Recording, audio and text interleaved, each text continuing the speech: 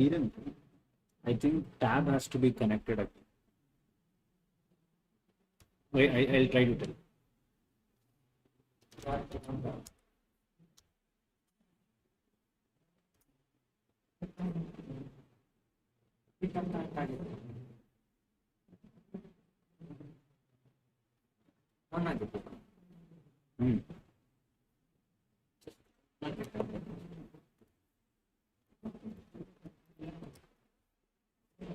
I think they have to change the setting.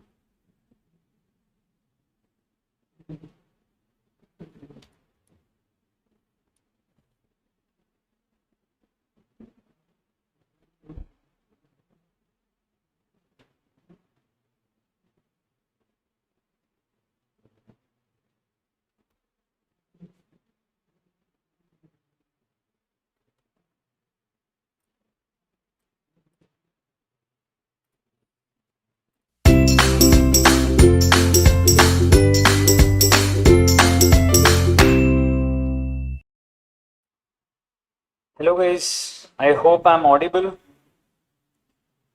Can you guys please confirm it to me?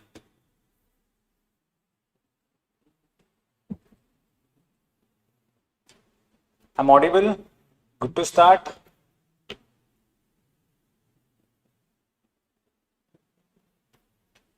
Yes.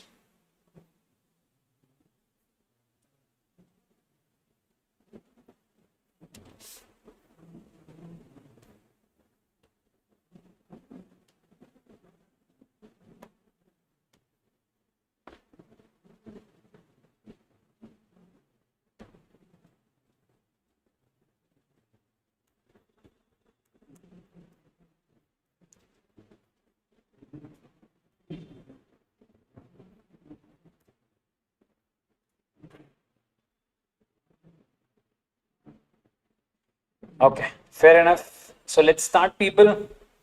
So I hope your preparations are all on track. Nothing to worry, the paper is definitely going to be easy. Do not panic, and let us actually try to cover so that in such a way where, as I said, the 40 marks we should be able to cover. So that should be our aim for the day. So let us try to cover that, and wherever the topics are very important, I'll try to again tell those topics.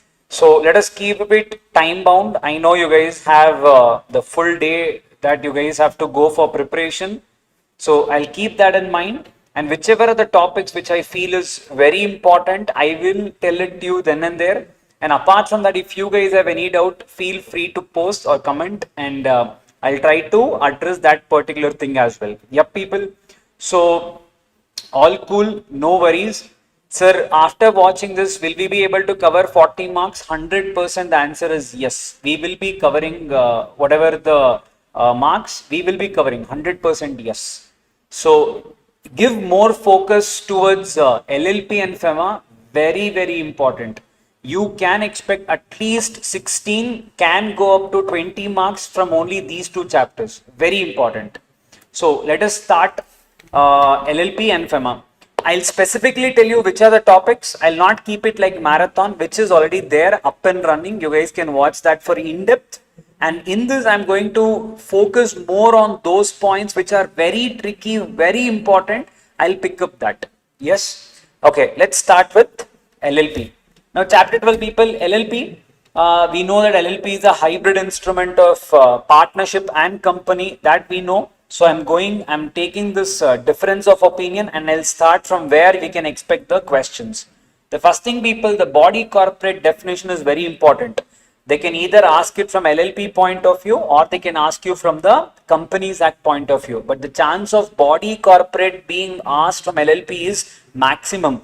That too, you can expect this as a 3-marker question or an MCQ question. That can also work. Yes. So remember and go. So what is a body corporate, sir? A body corporate includes what? A company as per Companies Act, that is Indian companies, and it also includes foreign companies, and it includes LLP, and it includes foreign LLP. This we know. And what is not considered as body corporate? The corporation sole, like a sole proprietorship, is not considered as a body corporate. A cooperative society is not considered as a body corporate. And people, this is very important. There is a clarification issued by the department that a HUF or a Karta cannot be considered as a body corporate. Remember, they can question you this. Very, very important from body corporate point of view. A HUF or Karta cannot be considered as a body corporate. Exam point of view, very important. Next one, sir, is who can become partners in LLP? This is also very important. As I told you, who can become? See here, individuals can become, whether you are an Indian or a foreigner, it is possible. They can pick this question somehow, I feel. Remember and go. LLP, companies, foreign LLPs. So who can become partners in LLP? Individuals possible, LLP possible, Indian company possible, foreign companies possible, Indian LLP possible, foreign LLP possible. Remember, sir, HUF, Karta, cooperative cannot become partner in LLP. This is what I was telling you. Very important exam point of view. I hope this is clear and you're able to understand. Let me know. Next one, sir, minimum number of partners. Remember this, I somehow feel it's been a long time they have not questioned this, especially the technical aspects of it they have not questioned. What is that? An LLP shall have minimum 2 partners, correct? Sir, what if the minimum number falls below 2? In such a case, what do we do? You will be given 6 months time to increase it to the minimum desired level. If I do not increase it to the minimum desired level within 6 months, what is going to happen? People, remember, the partners will be held unlimitedly and personally liable. Sir, for what? For all the contracts entered after the 6 months. Remember, people, any contract entered during the 6 months, you will not be unlimitedly liable. This somehow they haven't touched it till date. I feel, one or the other attempt, this is a very, very important topic which they haven't touched. So the liability will start post 6 months. Even if the institute is asking a question, people, they may answer it with an assumption. But remember, the right interpretation is the liabilities will start post the 6 months. I hope this is clear for you. Yes. And this is the example for it. If you just want, take a quick picture of it, you guys will be able to understand. Small LLP, I don't think so. They will not ask for now, but yes, we'll still know it and go. What is a small LLP? The small LLP is nothing but a LLP whose contribution does not exceed 25 lakh rupees and whose turnover does not exceed 40 lakh rupees. We know this, and such is called as small LLP. Okay. Financial year, MCQ point of view, it may be important. Remember, if at all you have incorporated your LLP, people, up to 30th of September, then you will close your financial year in a usual way. If at all you are incorporated after 30th of September, let us imagine if at all I am incorporated on 1st October 2026, then my financial year will end on when? When will my financial year end on? Yes, 31st March 2028. Remember, exam point of view. Clear? MCQ, it will be important. Designated partners, we know that every LLP shall have at least 2 designated partners. Yes, fair enough. And they shall, in that at least one shall be resident in India. Okay. And remember that, sir. What is that? In the LLP, whenever any person becomes a designated partner, you have to file with the registrar within 30 days of the appointment who your designated partner is. All your designated partners should mandatorily have a DPIN. Okay. What is the next? This is important somehow from exam point of view. Remember and go. Section 9. Now, what does it say? Now, people, one quick thing that you guys all at this point of time you will be thinking. Sir, what if I am not good at sections at this point of time? It's absolutely fine. Relax. The weightage will be given to your content more than section. The only thing you guys have to avoid in the upcoming exam is, people, please do not write the wrong section numbers. That is more than sufficient. Remember that. Okay. Sir, this is very important. What is that, people? A LLP may appoint a designated partner within 30 days of vacancy. So remember, whenever a designated partner leaves, resigns, dies, you need to replace a designated partner within 30 days. Sir, what if we do not replace anyone within 30 days? What is going to happen? What is going to happen? Remember, if we do not replace anyone within 30 days, whoever are the continuing partners, all of them will be deemed to be designated partners. Very important exam point of view, remember and go. Next one, sir. Punishment for contravention, that's okay. Features, incorporation. Incorporation, important point is a statement. Whenever you are going for, how do I plug it?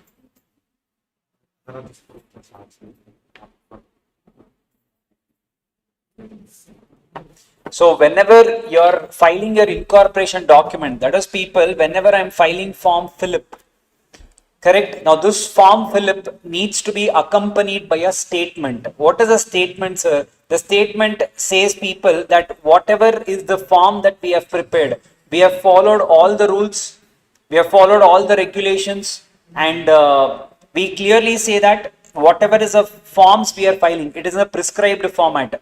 This form has to be signed by who? It should be signed by either an advocate or a company secretary or a chartered accountant or a cost accountant who is engaged in the formation of LLP, and it should be signed by a professional and, people, anyone who subscribed his name to the incorporation document, that all requirement of this act and the rules made thereunder have been complied with. So that can be any partner. So one partner and one professional has to certify that we have complied with all the rules that is applicable for incorporation. We have complied with everything. So I need to sign that. Remember, the statement can be important from exam point of view. Pick it up.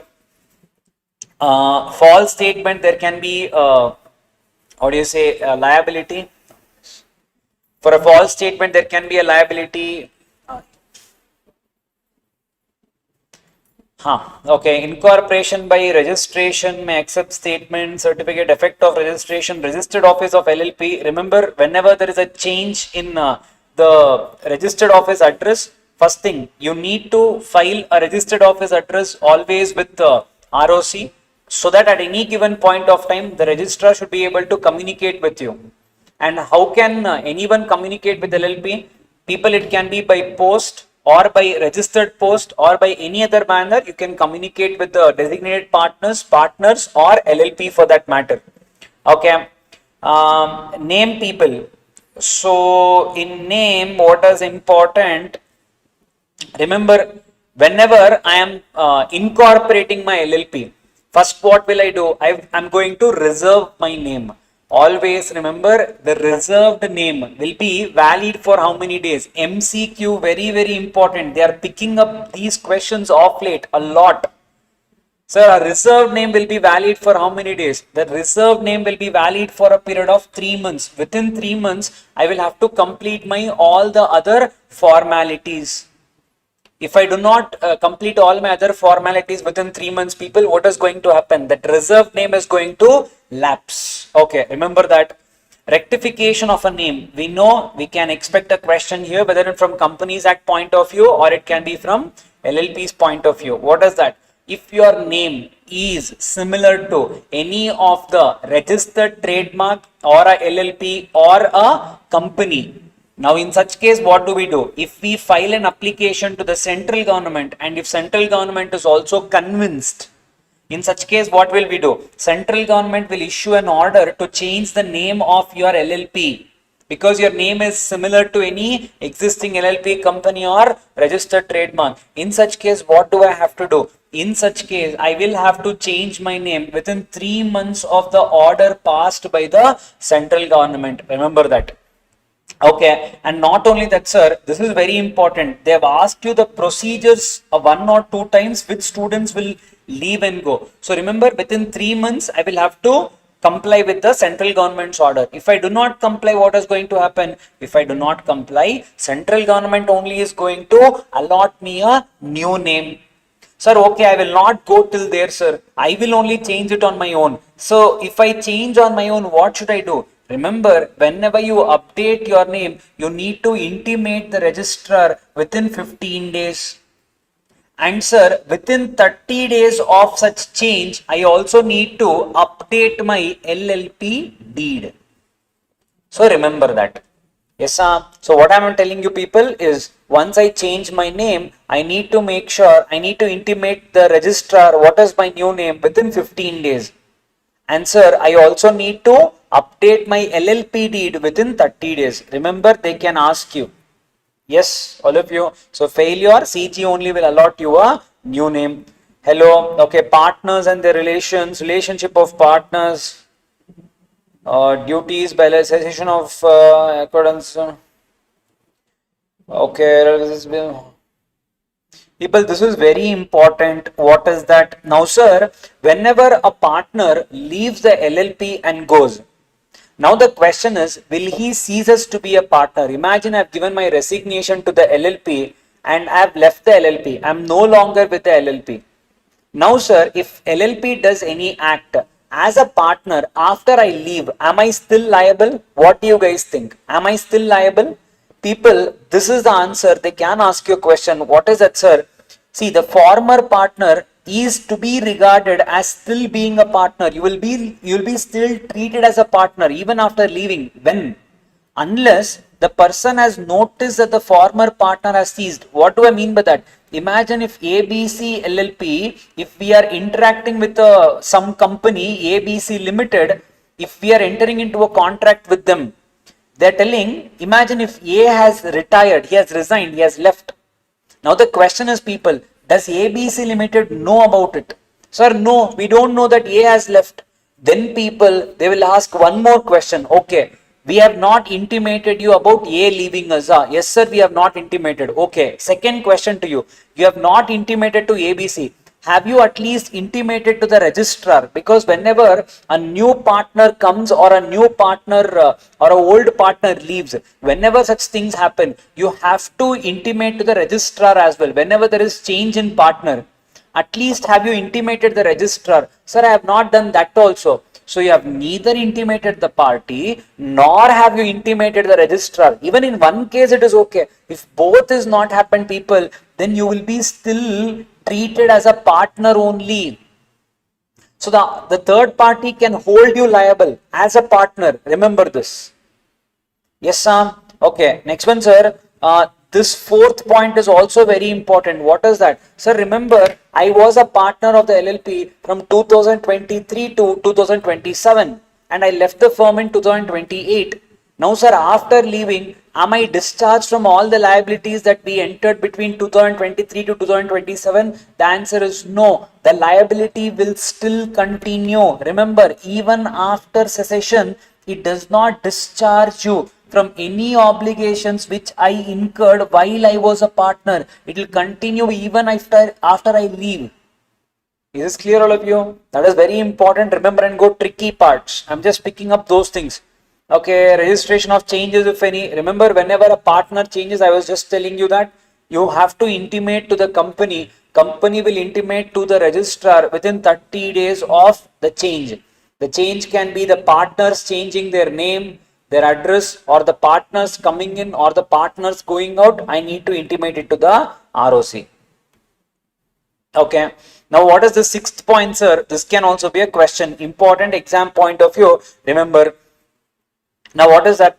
Any person who ceases to be a partner of a LLP may himself file with the registrar the notice referred to in such a, if he has reasonable cause to believe, LLP may not file this notice. What is that, sir? In our previous case, A resigned. He has intimated to the ABC LLP.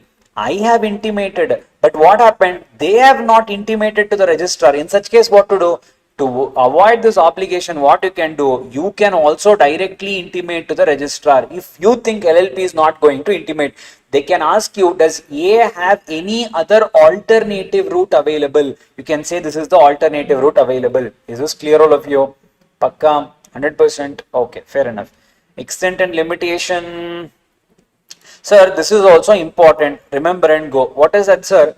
LLP is not bound by anything done by a partner in dealing with a person if the partner in fact has no authority to act for the LLP in doing a particular act and the person knows that he has no authority. What do I mean by this particular point, sir? Let us imagine people, we have appointed someone as a partner and we have given him a scope. What is a scope? I've clearly said you cannot do any transactions beyond people 2 lakh rupees. There is a scope. But imagine a partner ended up entering into a contract with an outsider for 5 lakh rupees. It is clear that I've gone beyond my scope, correct? Now the question is the LLP bound by the contract entered by the partner with the outsider? We have gone beyond the scope. Now the question is the LLP liable? They're telling you LLP will be liable. When they're telling you the partner in fact has no authority. Okay, and the person knows that he has no authority. Now, what do I mean by that? I've gone beyond my authority, correct? Now, the second question, the similar way, the way we saw in resignation, does the third party know that you had no authority, you had no scope? Did they know? If they did not know, people, God should help you. LLP will be liable for any action done by the partner. Is this clear, all of you? I hope this is clear. Pakka? Okay. Next one. Sir, when to write MCQ? When to write MCQ, people, I would always suggest focus first on MCQ, then on descriptive. Because remember, if in the back of the mind, if you know that I'm done with my 30 marks, it's always easier for you to focus on the 70. So first be done with your MCQ part and then go towards your descriptive part. That is always the best way to handle it. Yeah, and do not always remember in a MCQ question, when the question is very lengthy, don't go from top to bottom. Directly go and read the question. You will get a fair understanding what they're asking, and then you go and read the question so that you will know which areas actually to concentrate. Try to save time. That is one thing that you guys have to keep in mind. Yes, Sam. Okay. Sir, probable time which LLP will get completed probably in another next 10-15 minutes will be done with LLP, people. Yes, Sam. Okay. Next one.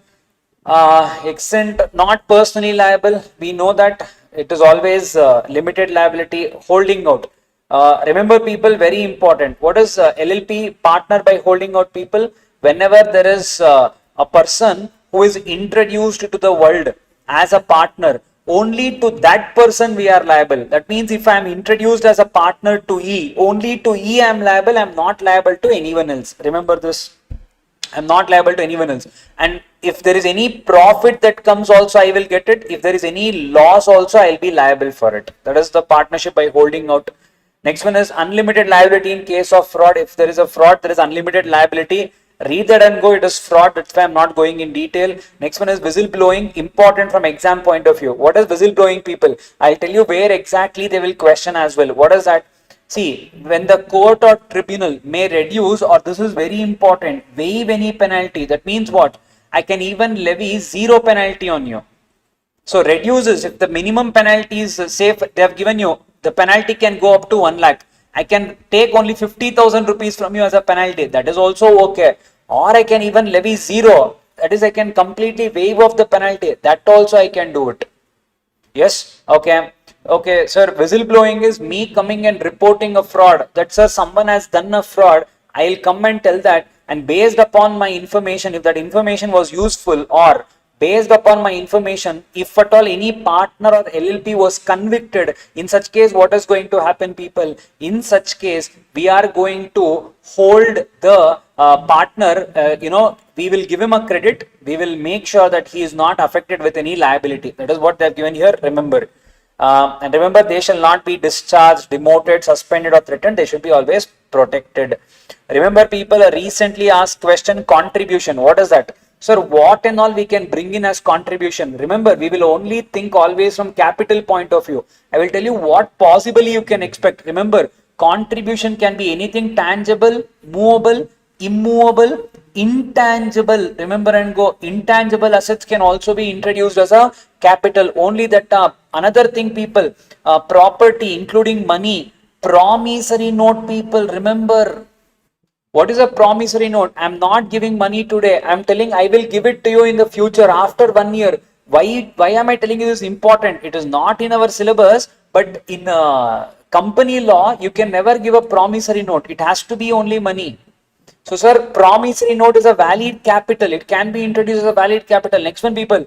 Other agreements to contribute cash or property and contract for services performed or to be performed. What do I mean that? I will come and tell, I will work as an active partner for the next 3 years. You don't have to pay me any money for it. And that itself can form as a capital. This was a recently asked question. Exam point of view, very important, remember. Okay. Obligations to contribute, financial disclosures, again important, they can ask you a question. There are majorly two disclosures that come under LLP. What are the two disclosures, da? What are the two disclosures? One is financial statements, one is annual return. Financial statements has to be prepared within 6 months from the closure of financial year. Can anyone tell me, for a company, when will you have to prepare financial statements and when will you have to file it with ROC, and what is the form? And second one is, people, annual return. Annual return has to be filed with the registrar within 60 days of the closure of financial year. Do not get confused here. People, remember, and financial statements has to be prepared within 6 months of closure of financial. It is not filed. From 6 months, you will get again some time to file the financial statements. It is to be prepared within 60 days. In MCQ, if they give you multiple options, remember, it is not to be filed. It is to be prepared within 6 months, and annual return has to be filed within 60 days from the closure of financial year.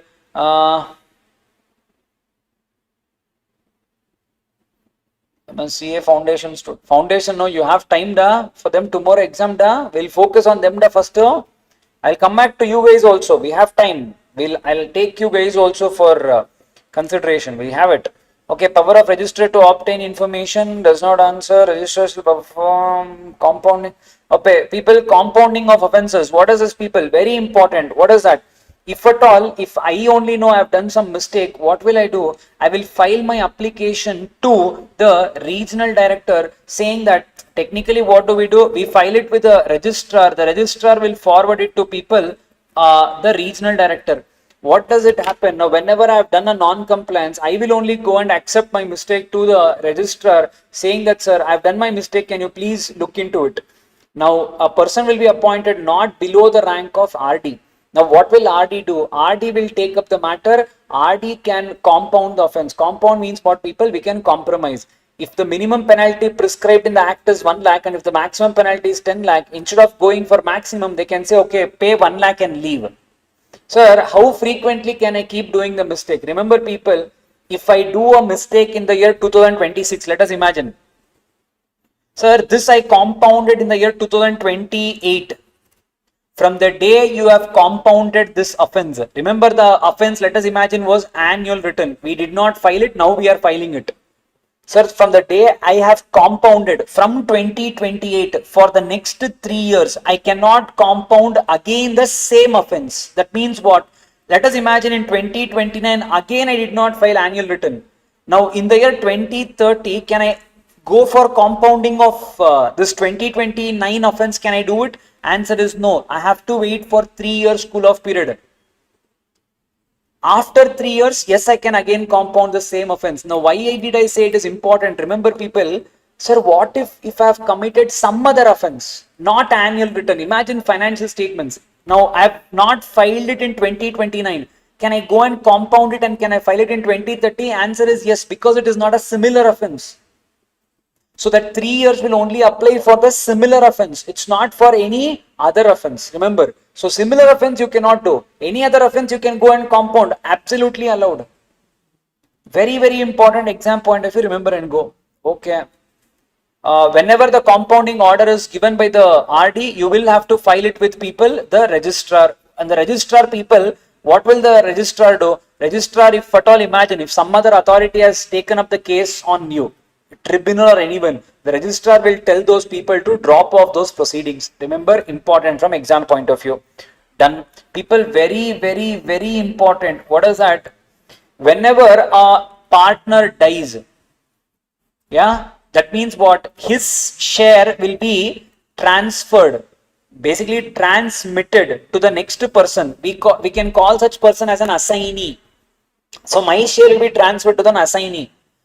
This is first scenario. So there were three partners, A, B, C. C transferred his share to a new partner called D. Now what is happening? Let us imagine in the case A dies, E can become the next partner. In the same way, C transfer his share. Now D becomes an ex-partner. Sir, now what are the rights these two people have? Remember, they have a restriction. What is the restriction, people? They will not be treated like the other partners. That is, these people cannot involve in participating, conducting of the business activities of LLP, neither can they access any information of the LLP. These restrictions will be there. That means you cannot involve in the business decisions. They will not give you the access for the accounts. Remember, assignee and transferee, the answer is same. Very important exam point of view, read and go. People, I hope you guys are understanding the conversion of LLP is possible for an LLP, compromise and arrangements. Now, what is this compromise and arrangements? They have already asked the question in the previous attempt on this particular topic. I'm not saying you should skip it, but they have asked this. But what is this, sir? Section 60, 61, 62. Imagine, people, whenever there is certain creditors, there is a LLP called as ABC LLP. We have not paid the debt to some creditors. Let us imagine ICICI Bank. Now what do? We are going to enter into a compromise. Sir, we have to pay you 10 crores. No, we are not able to pay. We will pay you 7 crores. Is it sufficient? Now this application, if at all you guys have to submit it, then how do we have to do it, people? First they're telling you where a compromise or arrangement if we have to enter. Between whom? Between LLP and creditors, or it can be between LLP and partners. What we need to do? We have to file an application to the tribunal, that is NCLT. We have to file an application. Who should file? It can be filed by the LLP only, it can be filed by the creditor, or it can be filed by the partner. If the company is going for winding up, then the liquidator will file. Now these people can file the application. Now tribunal will take up the application. Now what will tribunal do? Tribunal will tell the LLP to conduct the meeting. So the LLP, what will they do? They will call the creditors for a meeting. Now I'm not only saying ICICI. Let us imagine we have more creditors. We will call all the creditors for a meeting and we will tell people, we have to pay you so much of money, right? So instead of paying that money, we will enter into a compromise. Instead of paying 100 crore, we are going to pay you 70 crore as full and final settlement. Are you guys okay with it? Now people, we need to take their opinion. This opinion is very important. Why? How many creditors have to agree? Remember, I have to get majority approval representing 3/4 in value. Now why do I say this is important? Imagine we had 10 creditors. The total value of the creditors is 100 crore. I need to get majority of the creditors and partners approval. That means out of 10, 6 people have to agree. And the 6 people should be holding 3/4 of this value. That means what? 75 crore worth credit we should be owing them. So 6 people holding 75 crore worth credit for us. Now if they approve, people, then yes, this particular matter will be taken up. So now imagine we pass an approval, creditors agreed. Now what should we do? Whatever is the approved scheme, we have to forward that by affidavit all material facts relating to the LLP. Now we will forward it to the tribunal. Now what will tribunal do? If tribunal is convinced that you guys have disclosed about everything, that is your latest financial position, and see here, you should have also disclosed about any pending investigations against the LLP. They can pick up these questions. Sir, what if any pending investigations are not disclosed by the LLP? Then people, simple, no compromise or arrangement. Very, very important, Amacha. These are the questions they will pick. Very, very important. Clear? Yes, okay. Now, sir, okay, now if tribunal is satisfied that a proper approval is passed, we have disclosed all financial statements, and any investigations are pending, we have disclosed everything. If the LLPs, if the tribunal is now satisfied, what will tribunal do? The tribunal shall pass an order for this particular compromise. Now what will the LLP have to do? The LLP will have to take the tribunal's order. We have to file the tribunal's order with the registrar within 30 days of the order given by the tribunal. If I do not give it with the registrar, this particular compromise is ineffective. It is not valid at all. This is a question they have asked in the previous attempt. Okay. Sir, power of tribunal to enforce compromise, that is, at any given point of time, people, I have a power as a tribunal to supervise your entire compromise and arrangement. At any given point of time, if I think, people, that you guys are not carrying on the compromise or arrangement in the proper way, as per the order submitted to me, if you guys are not carrying on the compromise or arrangement, the tribunal can pass an order to wind up your affairs. That is also possible. So the last one, sir, imagine the compromise or arrangement, the application we submitted. If the application, people, has an application we are making for mergers and amalgamation of two LLPs, then we need to read section 60 along with section 62. That means what? Scheme has to be approved by majority number 3/4, that and all is same. And approved scheme we'll have to file with tribunal, that is also same. We have to follow as per section 60 only. Now, when two LLPs are coming together, we have to file an application under section 60. Tribunal will call for a meeting. We have to take majority number 3/4 in value. All that is same. And that approved scheme has to be forwarded to the tribunal also. Now, what will tribunal do? Tribunal will pass an order. In the order passed by tribunal, the tribunal will give effect to all these things. What is that? First one. All the assets, liabilities, properties will transfer from transferor company to transferee company. Done. Sir, any legal proceedings against the previous company will forward. It will continue in the new company's name. Done.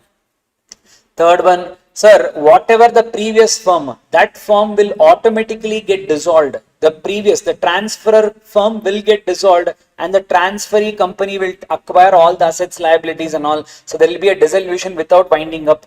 Next one, sir, whoever are the dissenting partners who are not interested with it, we have to give them a exit opportunity, pay them and send them out. And sir, I can order such other incidental matters, I can put it in my I can put it in my order passed by the tribunal. Clear? Same thing, within 30 days after making the order, every LLP in relation to which the order is made shall certified copy thereof to be filed with the registrar for registration. Clear? The last topic, sir, winding up and dissolution. Dissolution can happen on what all matters, people? It can be, first of all, LLP can dissolve voluntarily or mandatory. Mandatory, people, when? If LLP decides.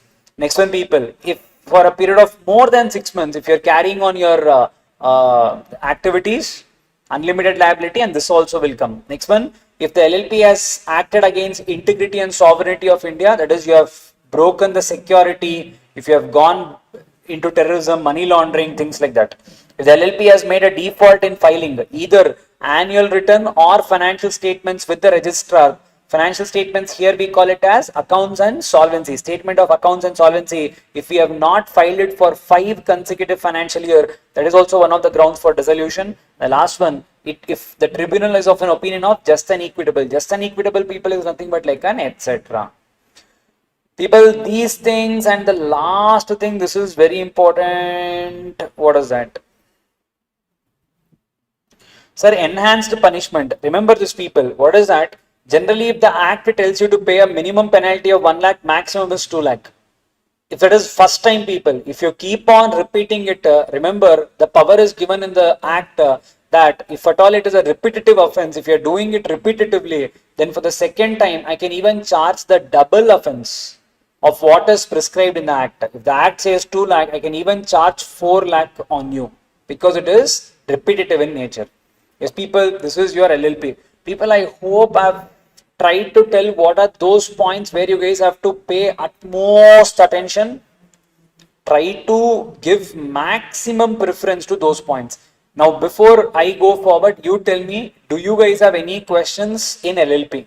If yes, let me know. I'll first answer that. If there is nothing, we'll take up with the FEMA. In the same way, I'll take it up with FEMA also. I'll try to tell you which are those important topics or important points. Let us do that first. Anything for you guys, people? Yes? No? All good? Okay, all good. Okay, good. Yes, people. So, yes, thank you, Macha. Yes, wish you all the best. Let us, once you all clear, do come and meet. Let us do a good celebration. Yes, thank you. Okay, now people, the next chapter, let us pick it up as people, FEMA. Now, in FEMA, I'll tell you what are the important topics. Some topics you guys do have a confusion. I know that, and let us take it up those points as well. Now, what is it, people? Now, FEMA people. What is it in FEMA? FEMA directly go to, now people, remember, sir, definitions very important. Currently, I'll not touch the definition as such because I know it is important. But remember, off late the trend is they are done with residential status and all of that. Off late the questions are being picked up people from the definitions part. So try to concentrate on the definitions and go. Do not ignore. So if you are studying today from FEMA, I would tell maximum you have to focus on definitions. Don't leave any definition. Important exam point of view, remember and go. Clear? Okay. Now I'm just telling you that, and directly I'll go to the most confusing part for the students, that is residential status. Now, yes, people, focusing on that. Now, what is residential status, sir? When will we consider someone as a resident or not? First thing, people, remember, a person's citizenship has nothing to decide the status of residency. Even a foreigner can also be an Indian resident. That is first thing, remember. The second most important point is, sir, where did the person stay? Now that will decide about the residential status. Now what is that? How do I decide whether this person is an Indian resident or a foreign resident? How do I decide that? It depends upon people. In the previous year, if at all I have stayed for more than 182 days, why am I stressing? You have to mentally fix yourself. It is 183. If a person has stayed in the previous year exactly for 182, then remember people, it will be considered as the person is up. If he has not stayed in the previous year, I will not say it's directly PROI, but on the face of it, he'll be a PROI. But there can be an exception, we'll see. So definitions needs to be reproduced exactly as it is in the material. Remember people, as far as possible, try to write the keywords. The rest of it is okay. You can use your own phrases the way you want. But remember, the keywords has to be interpreted as it is. If possible, I have uploaded one video also. A person who has scored around 74 marks, I've tried to show you the analysis of that answer script. Just try to go through. It will give you confidence because the person has not written as it is in the exam. That is, it is not a bookish language, but the student got 74. So the keywords matter. How you write it is absolutely fine. Please make sure your words are legible, visible, and they should be able to read it. And underline the keywords, that is a key. Towards the end, I will submit up all of this for you, but remember. Okay. Now, sir, what is that we are telling you? So, if a person has stayed in India for more than 182 days in the previous year, in the current year, that person will be considered as a resident in India. Now, sir, now the status of residency. Okay. However, from this definition, a certain people are excluded. That means what, sir? They're telling you, I have stayed in the previous year for 183 days. So in the current year, technically, I should be considered as what? I should be considered as a PRI.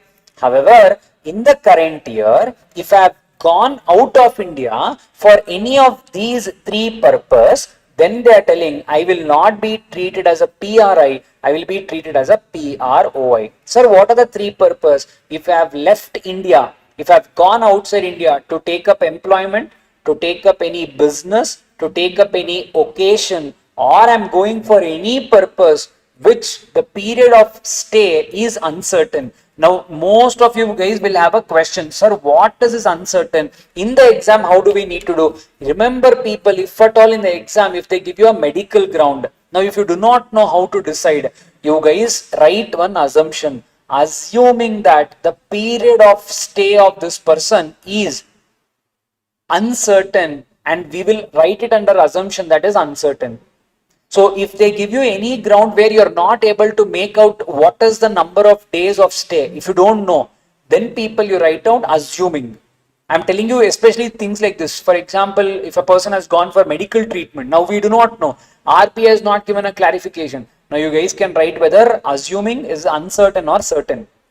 First thing, assumption will work only when the question is silent. If the question is clearly saying that the medical treatment will last for 30 days, it is not an uncertain period, it's a certain period.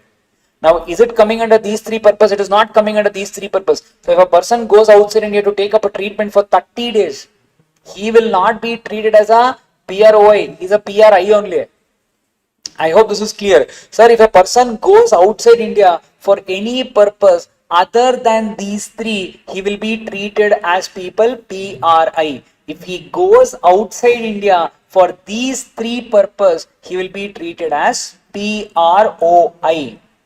Even though he has stayed more than 182 days in the previous year, in the current year, if he leaves, we will treat him as PROI. Point 1. Point 2, remember always, a person can have more than one residential status in a year. Unlike your tax, here a person can be a resident until 1st July 2027, and from 2nd July 2027 he can be a PROI. This is possible in FEMA. I hope this is clear, all of you. So if a person has left outside India on 1st July, then from 2nd of July he will be treated as PROI. The day of coming into India, the day leaving India, treat them as being in resident in India only. Treat them as PRI itself. The day you leave India, that day you have to treat as PRI. Next day you treat them as PROI. Is this clear? Sir, in the same way, a person who has come to stay in India, not for, what do I mean by that, sir? Who is excluded? A person who has come to India for any purpose other than these three are excluded. If you have come for India to take up employment, if you have come to India for taking up any business, occasion, or any purpose uncertain, if you are coming for these three, then people, you are not included. I mean, they are telling you what? For the above purpose, if you are coming, you will be treated as PRI. If you are coming for any other purpose, you will be treated as PROI. Sir, now here I will tell you a biggest question the students have. Sir, imagine a person came to India for say for example a trip in the year 26-27. This person has stayed in India, he has come for trip. He has stayed in India, sir, for a period of 190 days. He went back. Sir, he again came, he liked India, he again came in the year 2027 and he came again to India in 27-28. Now, they are asking you people for the current year, what is his residential status? You tell me, what will be his residential status? Yes, people, you are right. What? He will be treated as PROI only. Why? People, I agree. He has satisfied 182 days condition in the previous year, correct? But they are clearly telling you, no, if people are coming from outside India, even though they are staying for 182 days, they are clearly telling that following categories are excluded. Who? People coming for purpose other than these three, we are excluding from the definition of PRI. So I will treat them as PROI only. Is this clear, all of you? So if you are not coming for employment, business, occasion or uncertain period, if you are not coming for these, I will treat you as a PROI only. If you are coming for these three, I will treat you as PRI. I hope this you guys are very clear. And education, RBI has given a clear circular. Remember the circular and go that if at all anyone is going for education, they are treated as PROI by default. Is this clear, all of you? Pakka, if clear, give me a hands up. You know, we can go forward. I hope this is clear, all of you. Hello, machas and machis. Clear? Okay, next one. Resident but not permanently resident. Why is this definition important? Remember, a person who is coming into India for taking up employment, a person who is coming into India for a specific job, or if a person is coming into India for any assignment, and if he is staying in India for a period not exceeding 3 years. If I am in India for employment or any business or any assignment, but I'm not staying in India for more than 3 years, I will treat that person as resident in India, but not permanently resident. He will go back some or the other day. Now remember people, what is the advantage? If at all you are a person who will go back some or the other day, we have one specific rule for you. What is that? The specific rule is,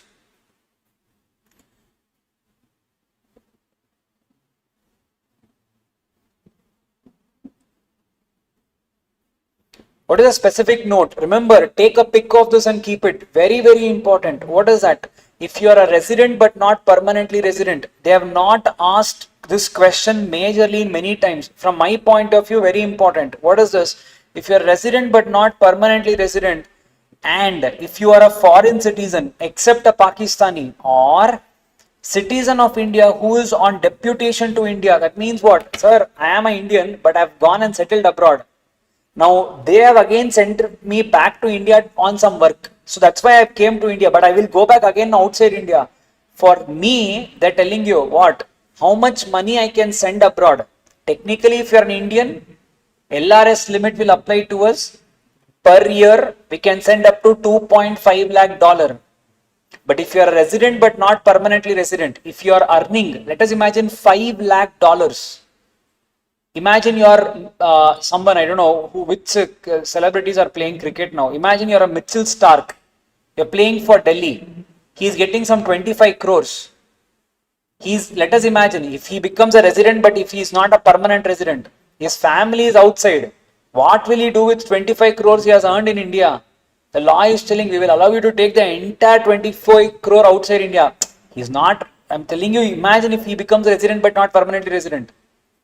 I hope you're getting this point. Entire 25 crore, just that it has to be net of taxes. Remember, exam point of view, very important. Done. So that's your residential status. And branch office, they have asked multiple times, especially in MCQ. Only thing you guys need to remember is this. If at all, if there is any person, body corporate, if it is incorporated in India, meaning if there is a branch, agency, company, subsidiary, if you are incorporated in India, that is a PRI only. Sir, any office, branch or agency which is in India but controlled by a person resident outside India, who cares? If it is in India, it is treated as PRI only. Sir, next one, any office, branch, agency, it is situated outside India but the control is with a PRI. Sir, it is treated as PRI only. Remember that. Very, very important exam point of view. Hello? Yes? They have asked 3 to 4 times a question from this. Very important people. Please read and go. Okay, next one, sir. Let us directly go to FEMA current account transactions. What is that, people? FEMA current account transactions, people, it can be classified into transactions which are allowed, transactions which are not allowed. That is prohibited. Prohibited transactions are covered under Schedule 1 and Rule 3 of current account transactions. What do they say? You cannot take money. First, what do they say? Under Rule 3, you cannot take money if you're going to Nepal or Bhutan, or you cannot take travel expenses, or you cannot pay anyone in Nepal or Bhutan, you cannot pay in dollars. The reason is your Indian currency is only accepted there. Why dollars? Remember and go. Schedule 1, people, is the prohibited transactions. They have asked this n number of times. I'm not sure how much more they may ask about this, but remember and go. Prohibited transactions may be important. Yeah, I hope all of you have gone through the prohibited transactions. Again, I'm not going in detail and explaining about it, but remember and go, important from exam point of view. If you guys want any particular transaction to be explained, do let me know. I'll explain that particular transaction. Next one, sir, the current transactions which are allowed. So people, what are the current transactions which are allowed, people? For understanding that, we need to know one thing. What is that? We need to know that there are certain schedules that they have drawn. The schedules can be classified into Schedule 1, Schedule 2 and Schedule 3. Schedule 1 is prohibited. Now what does Schedule 3 say? Schedule 3 says, people, whenever you are withdrawing the foreign currency, now I can classify it into 2 things. What? One is for individuals, one is other than individuals. So that can be for companies and some can be for individuals. Sir, for individuals, can we take foreign currency, sir? Are we allowed to take foreign currency? Answer is yes, we are allowed to take foreign currency. How much, sir? A person can take up to 2.5 lakh dollars in a year. It is per person. Remember, even if you are a minor, this is not asked even once. Even if you are a minor, you guys can take 2.5 lakh dollar per year. Sir, now we have a question. This was asked in the previous attempt. If at all we are three people, can we club all our three accounts and can we take 7.5 lakh dollar abroad? Can we buy one property? Yes, you can club it, provided in the property whatever you're buying. Imagine for three people, the property value is 7.5 lakh dollar. You can buy it, provided people, all three of you have to be showed as co-owners. That is, if you're buying a property or if you're opening any other investment, you have to be shown as co-partners. That is very, very important. Then clubbing is allowed. If not, people, clubbing is not permitted. If you are showing yourself as co-owners, people, clubbing is allowed. Recently asked exam, they have asked this question. Remember and go. Still important. Okay. So next one, sir. Schedule 3, we can do all these things under schedule 3. What is that? You can use this money to use it for your trip, travel, maintenance of your relatives abroad, medical expenses for studies, immigration, all this purpose you can use this 2.5 lakh dollar. There is no limit. And remember, 2.5 lakh dollar includes your current account transaction as well as capital account transaction. Both are included. Remember it. Very, very important. People, are you getting it? Now in this, there are certain transactions very, very important. What is that? One is immigration, one is medical treatment, one is studies. Why? You tell me, why are these three things very important? What makes it very important? Remember people, if at all I'm shifting my residence permanently abroad, meaning I'm shifting permanently, I'm taking all my assets and going abroad. Next one is I'm going for some medical treatment. So imagine it can be some complicated treatment and 2.5 lakh dollar is not sufficient. If I'm going for an immigration, I need to get a I need to get a letter from the immigration department. That is, people, whatever is the living cost of that particular country, 2.5 lakh dollar is not sufficient. If I can get one letter, people, then they will tell you, you can go for people any money even beyond 2.5 lakh dollar without RBI approval. Generally, if you withdraw anything beyond LRS limit, you need to mandatorily take an RBI approval. But here, if I get a clarification from the immigration department of that country, sir, 2.5 lakh dollars for New York is not sufficient. If I can get that, then people, I can take more than 2.5 lakh dollar without RBI approval. Next one, medical treatment. Sir, for my surgery, 2.5 lakh is not sufficient. Who said? The hospital wherever I'm admitted, that hospital said this 2.5 lakh dollar is not sufficient. In such case, what will happen? They're telling you RBI approval is not required. You just give the note given by the doctor or the hospital that this 2.5 lakh dollar is not sufficient for your operation. RBI approval not required. Studies. Sir, I'm going and studying in Oxford University. Sir, 2.5 lakh dollar not sufficient. Get a no objection or approval or estimate from the university. People, in these three cases, 4, 7, 8, you can withdraw beyond 2.5 lakh dollar without RBI approval. In any other case, if you want to withdraw more than 2.5 lakh dollar, RBI approval is mandatorily required. I hope this is clear. Yes, sir. Perfect. Okay. Through rupee state credit route. Okay, I'll explain you after I completely explain this part also. I'll take up that. Okay. The next one, sir, other than individuals. Sir, what if I'm a company? What if I'm a, any other firm? In such case, for me also LRS is applicable. Remember, LRS is applicable only and only for individuals, not for body corporates. So for body corporates, then what is the limit? Very, very, very important exam point of view, macha. Almost every attempt or every alternate attempt, there are questions coming from this particular point. No and go. Okay, what does it say? Now, up to the limits given in this particular rule, there is no RBI approval. Beyond this, people, you need to take a RBI approval. Now, what does it say? A firm or a company can donate up to how much? 1% of 3 previous years forex earnings. How much ever earnings I made, people, 1% of my last 3 years earnings, I am free to go and donate. Or 50 lakh dollar, whichever is less. Macha, remember, donation da, you're giving free of cost. You're not earning it, you're just giving it for free. That's why whichever is less, rest of it will be whichever is more. So donation, I can pay 1% of 3 previous forex earnings or 50 lakh dollar, whichever is less. Sir, why am I paying this? For creating chairs in educational institution. That is, people like funding for some, I would say,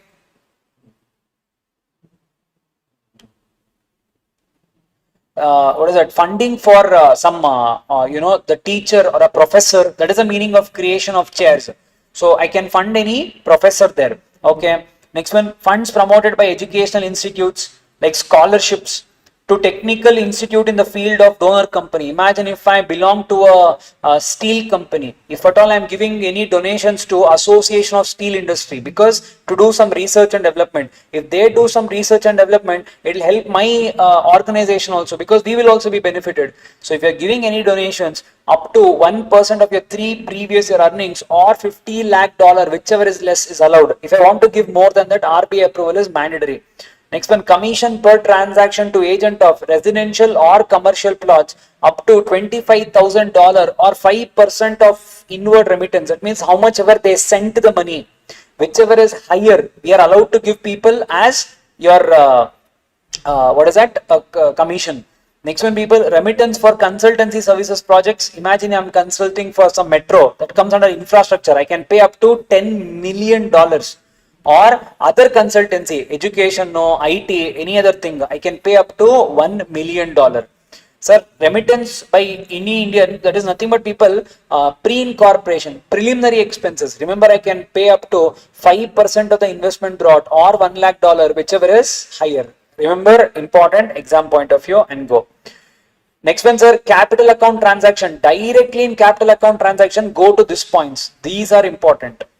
Okay, in current account transactions, people, of course, remember, very important. Now here I'll tell you one thing. Tell me if you guys want me to explain, I'll explain. If not, people, remember, you guys have to remember the name of the ministry or department. Very important. And one thing, people, this point somehow I feel is very important. Till now they have not asked. Very important. So I am going to explain that only, that particular point only. What is that? Any advertisement in foreign print media for the purpose other than promotion of tourism, foreign investments, and international bidding exceeding USD $10,000 by a state government and its public sector undertakings. What do I mean by that, sir? Now let us imagine someone is going and giving advertisements abroad in foreign print media. What do I mean by this? Newspapers, advertisements, magazines, etc. We are going and giving a advertisement there. Who is going and giving? Let us classify these people into two. One can be private people, one can be state government or public sector undertakings. This is private people, all of the other people. For private people, there is no restriction at all. You do whatever you want. Sir, what about the state government and public sector undertakings? For you, is there a restriction? They're telling you, why are you spending this money? They're telling, if you are spending the money for promoting tourism, if you are spending the money for promoting foreign investments, if you are spending the money for bidding, meaning international bidding. So basically I can club these two. If at all I am promoting money for foreign investments and international bidding, that means what? Imagine, people, IPL is happening. We want to promote the, I don't know, probably the heritage and tourism of Rajasthan, which I was seeing yesterday's match. I saw the ad also. Now we are displaying it abroad so that people can come from outside India to India. We can make money. So state government is promoting, state of Rajasthan is promoting, you are free macha, you spend how much ever you want, you spend. Sir, we want to set up industries in India. Now state of Andhra Pradesh wants to set up industries. They are giving advertisements abroad. Please come and invest. Please participate in the bidding. We will give you special offers and schemes. You go and promote because we want them to come and invest. There is no restriction.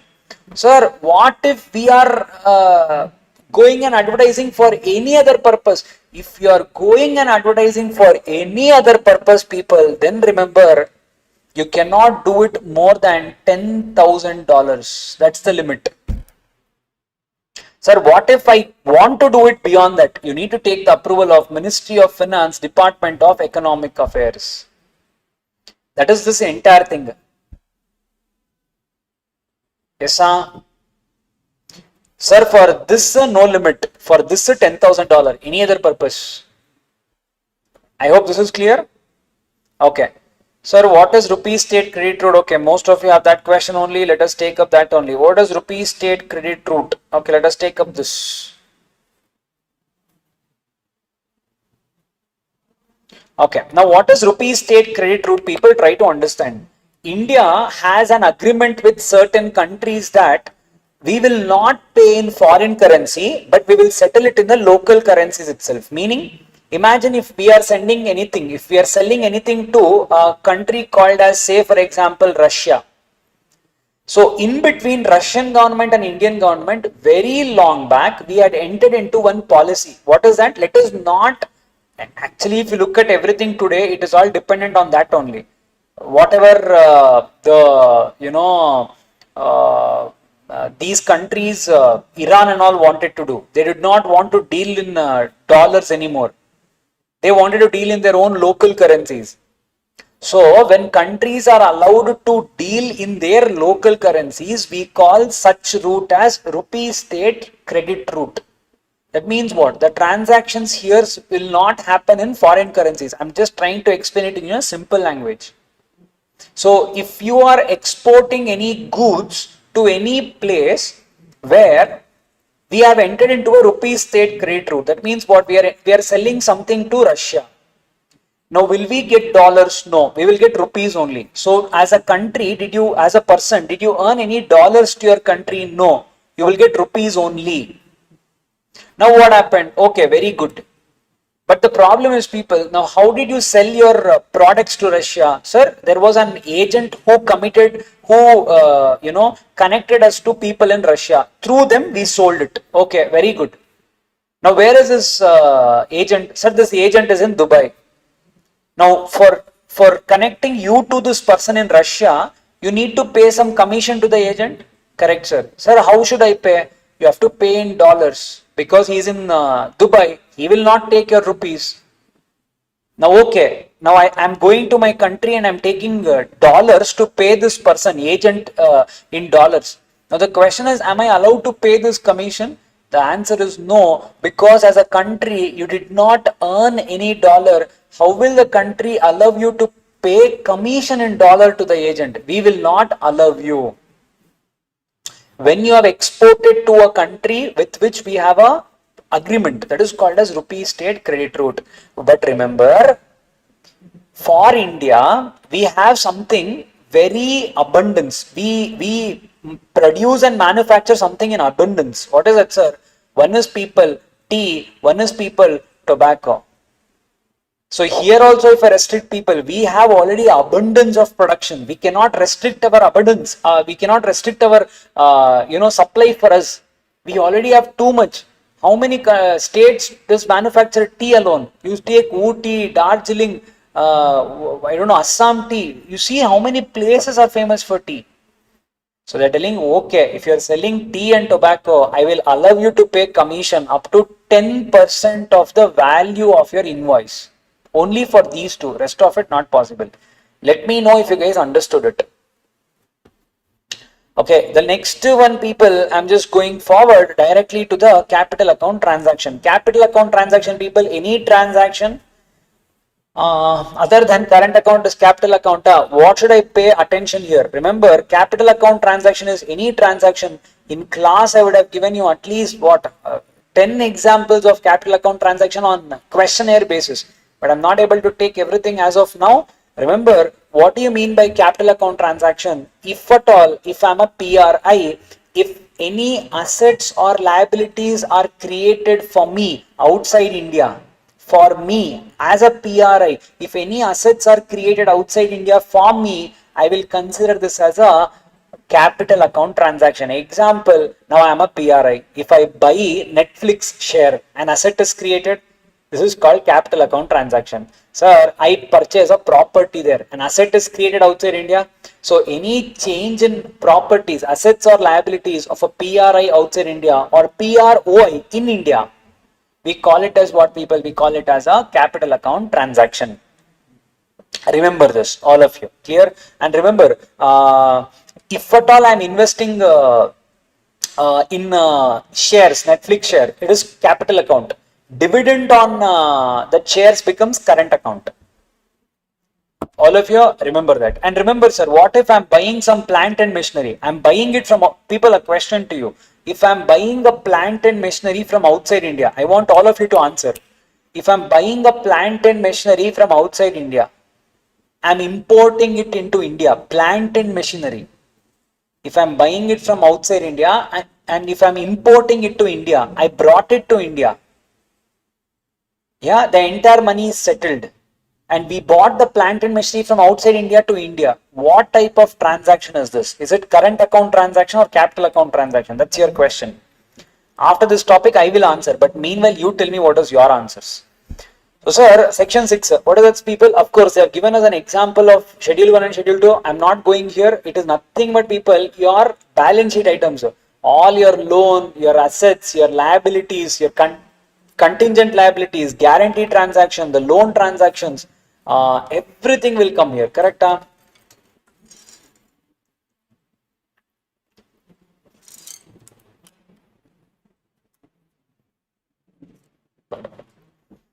Not bad, huh? Everyone is saying current account transaction. Yes, people, it is a current account transaction because people, I'm importing. There is no asset of mine getting created outside India. I'm getting it back to India. It is a current account transaction. People, now my question to you: what if I get this plant and machinery on a loan? The loan durations, people, I need to pay it within 5 months. He sold that particular plant and machinery. The seller sold it to me on a credit period of 5 months.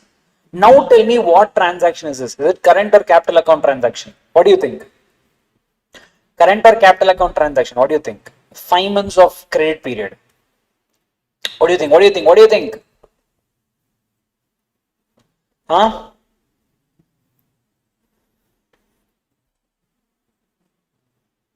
Capital account, huh? Current account, huh? See, mixed opinions came. Remember, go to current account transactions. What does current account transaction says? See here, short-term banking and credit facilities will be considered as current account transaction. Now, what is short-term? Up to 6 months is considered as short-term. So, law specifically has classified it into current account transaction. Then why do you want to take tension? Classify it as current account transaction only. Because it is clearly given. Now, these are the questions you guys can expect, which I don't know why they are not asking. Understood? Sir, now second, let us imagine I purchase plant and machinery, but the loan period is people 1 year. Now, of course, the transaction is what? Yes, sir.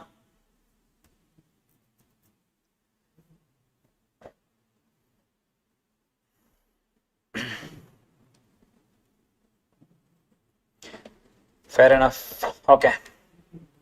These 2 points important. Let us do this. Okay. Now, exemptions of applicability of these rules 2 times they have asked. What is that, people? Now, capital account transactions will not apply when people. Now, people simple. Mitchell Stark comes to India, earns money in India.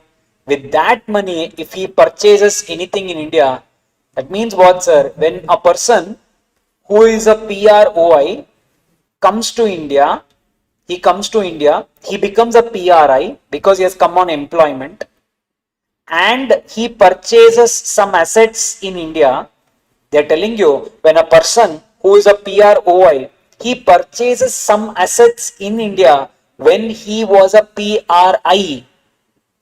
They are telling you capital account transactions will not apply to such transactions. RBI circular. Second one, let us imagine there is a PROI. He marries to a PRI. Now this PRI has good properties in India. After 1 or 2 years, this PRI dies. All the assets gets inherited to the PROI. So because of that, I got all the assets in India. A PROI got assets in India. That means assets are created. Now again, we are asking you, is the capital account transactions triggered? Are the limits triggered? Should I follow everything? They're telling you people, remember, RBI has given a circular. Whenever due to inheritance, if you get any capital assets, you need not have to follow capital account transactions. Now the same thing vice versa. A PRI get any assets outside India when he was a PROI or due to inheritance, you need not have to follow capital account transactions. I hope it is good. The last ones are prohibited transactions, people. You are not supposed to take up these transactions in any form. What is that? First one, people, chit fund transactions you are not supposed to do. But there is an exception. What is that, people? An NRI can do it, people, provided with the approval of registrar of chits. You can take it up. It is allowed. There is that exception given to you if at all you are doing it for chits, but for PRI, that is you are an NRI, non-resident Indian, you can take it up. We are allowing it to you. However, remember, whatever is the money that you guys are bringing in, that is if you are an NRI, you can bring in the money, absolutely fine, provided with the registrar of chits approval. This is also okay, provided the money you bring in should be through banking channels. Cash is not permitted and it has to be through non-repatriation basis. Not even once asked this question. I feel important, remember. Clear? Okay, done. Okay, sir. Next one. Nidhi company, people, of course, what any money, you cannot do it. Next one, agricultural plantation activities. No one from outside India can invest here. Not possible. PROA, not allowed. In real estate business, construction or farmhouses, you cannot do it. Farmhouses is most asked question. So, not possible. You cannot invest. However, the real estate business shall not include. They have not asked this exception till now. Pay attention and go to your exam. You can do development of townships, that is allowed. You can do construction of residential or commercial premises. For example, a foreign brand comes and constructs something for us and go, that is allowed. But you cannot own it. You can construct and go, that is fine. You can construct roads or bridges for us. For example, we can take help from Japan for us to construct metro, allowed. Next one, sir, REITs, Real Estate Investment Trust. For example, as I speak, today there is an IPO going on of Badmane. It's a REIT. If you guys want to know more about it after your exam, do some research. But the IPO is going on today. It's a REIT, Badmane REIT. For people from Bangalore, you will know there is something called as Badmane Tech Park. That IPO is going on. So it's a REIT, Real Estate Investment Trust. So these are not considered as real estate transactions. Remember. Okay, other prohibited transaction, basically you're not supposed to do any transaction with the people of Democratic People Republic of Korea, nothing but North Korea. Any transaction, people, it should be taken back. Remember, all of you, important. And one more important point in FEMA, people, till now they haven't asked this also. And what is that, sir? There are 4 transactions which are restricted under FEMA. What is that? People, I hope you guys are able to understand and I hope it is helping you guys, because I'm holding all of you, and day before the exam I'm making you sit and trying to make you understand something. I don't know if I'm just consuming your time or adding some value, but do let me know if you guys want to know anything. I'll be more than happy. Yeah. Okay, next one, people, dealing in foreign exchange. Remember, you are not supposed to deal in foreign exchange in these 4 ways. These are prohibited. They can ask you not even once they have asked. Section 3 says, people, these transactions are prohibited. What is that, people? You cannot deal or transfer any foreign exchange or foreign security to any person not being an authorized person. What do I mean by that? People, simple. I go for a foreign trip. I come back. I have $100 note. Can I sell it to my friend instead of going and giving it to an authorized person? Answer is no. When I come back, if I have a foreign currency, I cannot give it to any person. I have to give it to authorized person only. That is the money changers and those people. I cannot give it to any other person. In the same way, when my friend wants foreign currency, he cannot come and take it with me. He has to go to a authorized person only and take that money. For him also there is a restriction. That is what is given in C. So foreign currencies transactions, you guys have to do it only through a authorized person only. You cannot do it through any other person. Is this clear? All of you? Okay. Second one, let us imagine my brother stays abroad. Now when let us imagine he has a property in India. He has to pay property tax. Now he has taken up an insurance policy in India. He has to pay insurance money for that premium. Now, sir, my question is, all these things on behalf of my brother, can I pay in India? They're telling you, no, not allowed. That is what is B. This, I don't know why they haven't asked this question even once. You cannot make any payment to or for the credit of any PROI in any manner. If a foreigner, if a PROI has to make any payment in India, that payment should not be done by any other person on his behalf. I cannot pay it. He should only pay. The dollars has to come to India. Is this clear? All of you? Pakka? Okay. The last one, sir, Hawala transactions. Nothing but people. You cannot do money laundering. I will give you money here, equivalent money you give me abroad, you put it in Swiss bank, all those things you are prohibited to do. You cannot do it.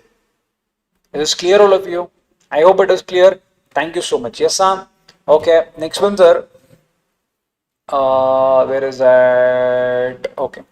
Now next one, people, your most favorite topic, let us directly go to the next chapter, that is interpretation of statutes, IOS. Sir, somehow, sir, when you say iOS only, we will feel scared, sir. Why, sir, we have this chapter? People, very easy chapter, but yes, now let us not try to dissect what is iOS and all. Here, just let us try to understand on what are the key points, how to remember them. Just let us try to know that and go. Clear? Okay. First thing, document definition, important, know and go. Remember, document has four things in it. One is people, matter, substance, means, and record. Now, what do I mean by matter, people? Matter is nothing but anything that defines a document. For example, if I take a document, on the face of it, people, if it is written that it is a sale deed, that's the matter. Matter always says what is the purpose of a document. Next thing is called as people substance. Substance is on which that particular thing has been expressed. So it can be a paper, it can be even pen drive, it can be even a stone. It is called as people substance. Substance means people on which the intellectual form has taken a permanent existence. That is called as substance. So, for example, you go to one monument. What does our Indians do? They go on a hill. They will write, "No, I love you, Janu." That arrow mark and one heart. Now, that is considered as what? That is considered as substance only. Because on a stone, someone has written. A great poet has written. It is a substance. Third one, people, means. That means how is it expressed? Meaning, here, I have not written. I have done heart and arrow mark. So that means it can be figure, it can be number, it can be letters, it can be alphabets. That is called as means. How did I express? The fourth one, people, record. Meaning, what did we use? Is it in pen? Is it in what is it? A chisel?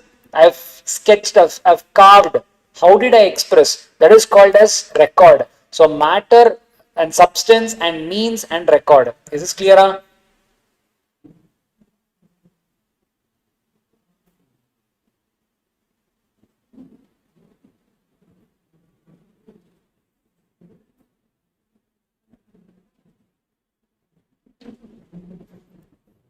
Okay, okay, Alvin, considered. Yes, sir. Okay, next one, sir. What is that? Classification of interpretation. What is that? Interpretation can be classified into two. One is called as legal, one is called as doctrinal. Now, sir, legal interpretation of law. What is it, sir? Legal interpretation of law is means people nothing but whenever there is an actual rule and that rule long time no see. I'm seeing you. Sir, whenever there is a rule, actual rule, people, and that rule will always bind the judge. The judge should not invent the rule when the rule is clear. and that is only called as people legal. So legal rule is of two types. One is called authentic, one is called as usual. Authentic means people nothing but when the legislator himself has given you how to read a law, read it that way. Example, people, whenever you are reading associate company, the legislator himself has given you what do I mean by a significant influence. What is significant influence? The legislator himself has given you. I need not have to use my brain there. That is the meaning of authentic. When the legislator himself defines it, you take it in that language. Sir, what if legislator does not define it? Then people you will take usual. Usual means what people? Customs or case laws.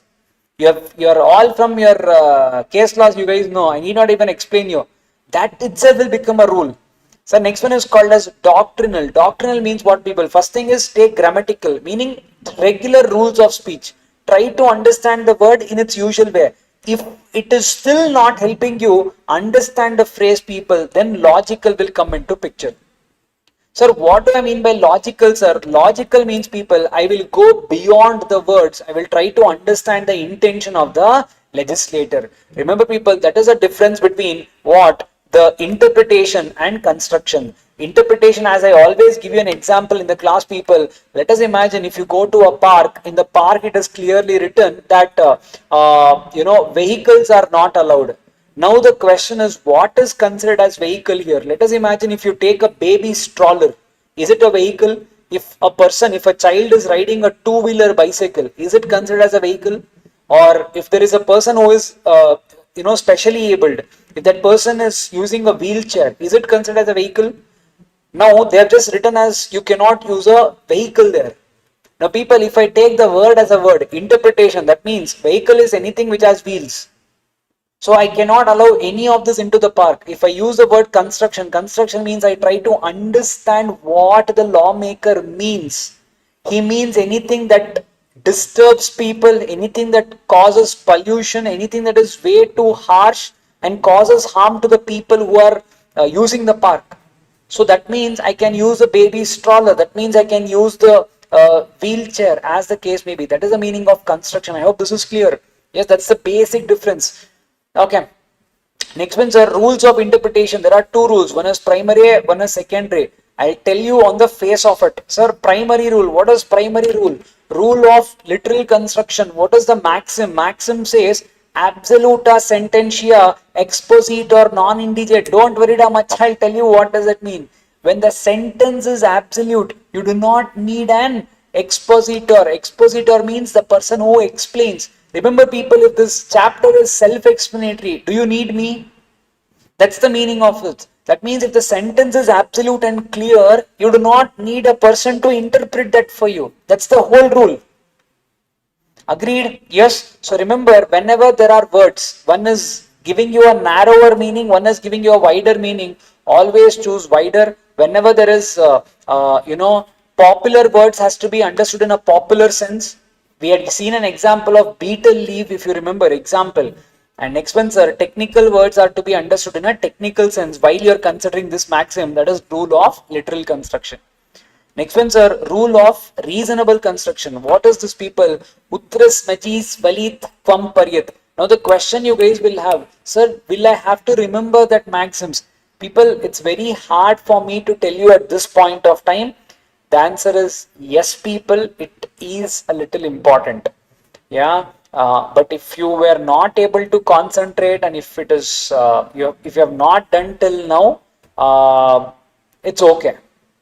Yeah, but if you guys have done and if you think you can still manage it, remember important, because I'm telling you these 4 chapters will give you that guaranteed marks. So for that, putting a little effort, I think is worth it. Remember that. Yes, sir. Now what is this, sir? Utras majis valyat kvam paryat, sir. That means what people? The statute must be interpreted as to lead to a sensible meaning. Simple people, when the literal meaning does not give you any sensible meaning, that time we will go for rule of reasonable construction. Yes, people, when literal meaning does not give me the answers, I will always go for reasonable construction. The third one is people harmonious construction. What do you mean by harmonious construction, people? Harmonious construction is nothing but, people, always remember the statute has to be read as a whole. You cannot read the statute in isolation. That means I cannot read part A separate, part B separate. I cannot read only one section in isolation. You have to read the act as a whole. Agreed? Yes, sir. So remember, when it is not possible, that means what, sir? Sir, I am not able to read the whole act. If I read the whole act, sir, it is contradicting. In such case, what to do?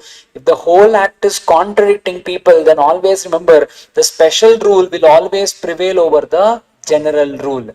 But however, they can ask you this part, people, you need to pay attention to these three words. What is that? Whenever in a section, if they have clearly used the word notwithstanding, that means the lawmaker itself is telling you that section in which notwithstanding is used, that section is more powerful and it has to be, that will override the other section. So in whichever sections the word notwithstanding is used, that will be superior. Sir, and whichever section the word subject to is used, that is inferior.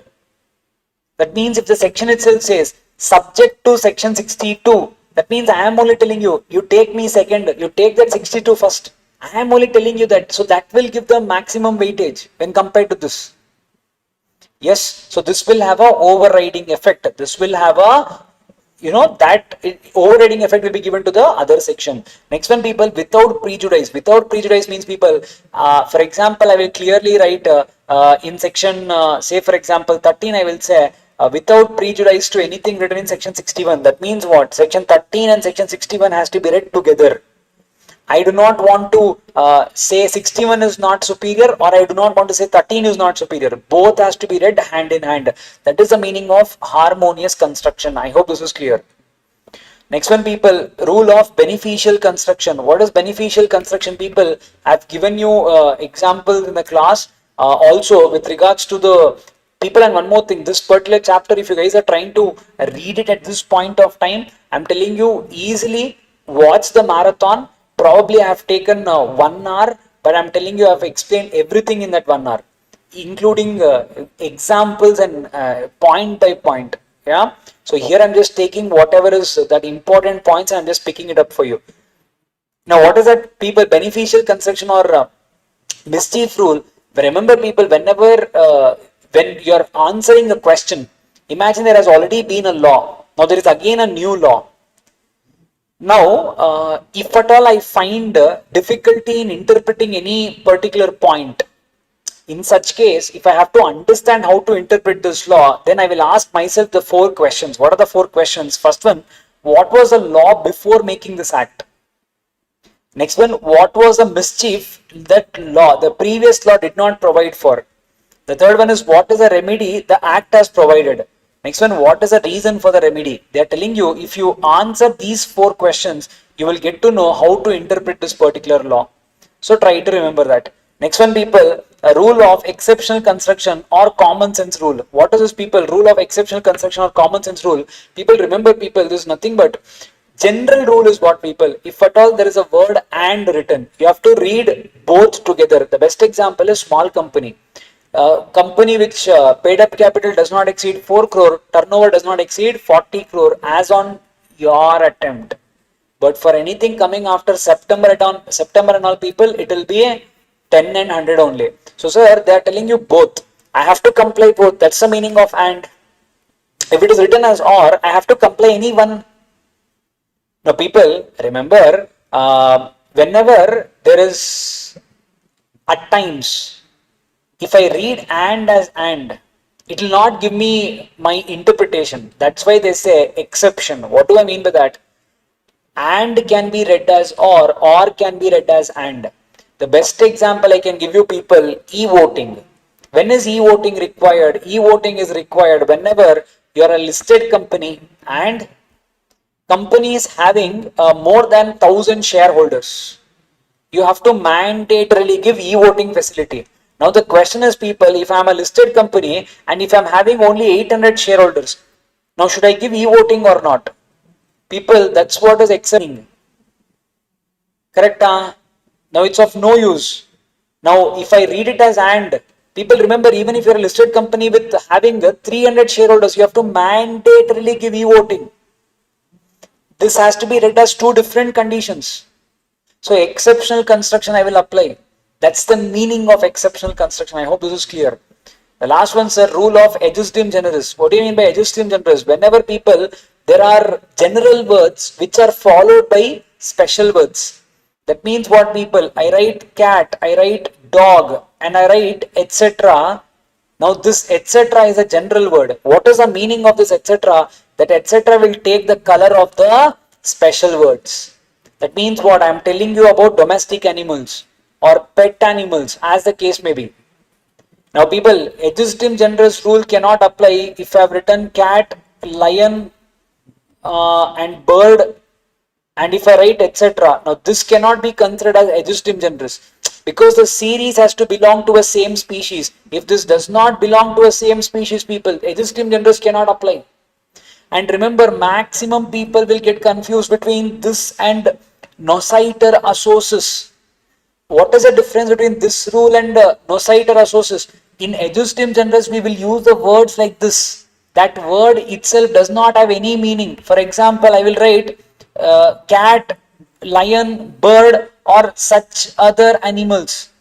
Now you tell me, does this sentence have any meaning? Such other animals means what? That is when ejusdem generis will apply. When will nociter associs will apply? Nociter associs will apply, people, in the case of, let us imagine if I write red, blue, and I will write orange. Now you tell me, what is the meaning of the word orange? What does it mean? Is it the meaning of color or is it fruit? Now orange has its own meaning. It's not a generic word, but it is capable of being understood in two different ways. Now, what should I understand this particular thing as? Nociter associs means know your associates. That means your associate. Red is a color, blue is a color. So orange here is also a color. That's the meaning of nociter associs. I hope this is clear, macha. Very good. Okay. Next one, people, will come to secondary rules. Last time they have asked this only. Doctrine of contemporanea exposito or effect of usage. So because of that, it's okay. Try to look at this one and go. Doctrine of nociter associs. Yes. And somehow they have never asked the difference between ejusdem generis and nociter associs. That can also be a good example. Is this clear, all of you? Pick that up and go. Okay, next one. Aids to interpretation, sir. There can be two aids. One is internal and one is external. So whenever I am finding difficulty to understand a particular law, I have two helps. One, I have it within the act. One, I have it outside the act. What is within the act is called as internal aid. The first one is called as title or preamble. For example, some titles are so brief. They explain everything. The best example I can give you is Prevention of Money Laundering Act, PMLA. POSH, Prevention of Sexual Harassment. Now the act itself is so big, I will know what is the purpose of this act. Yes, sir. That is the title. Next one, preamble. Preamble, people, for the new acts, for this generation acts, no one will write preambles, people. And remember, title and preamble cannot override a clear section. They have not asked this particular question till now. Remember and go. If the section is clear, preamble and title has no reference. Sir, heading and title of a chapter. For example, Companies Act. You have chapters now: incorporation, prospectus and allotment of securities, share capital and debentures, charges. All these are chapters.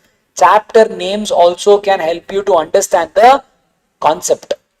Okay, marginal notes. Remember, exam point of view important. Marginal notes is never considered as a effective internal aid. Why? Because remember, people, now these notes are prepared by me.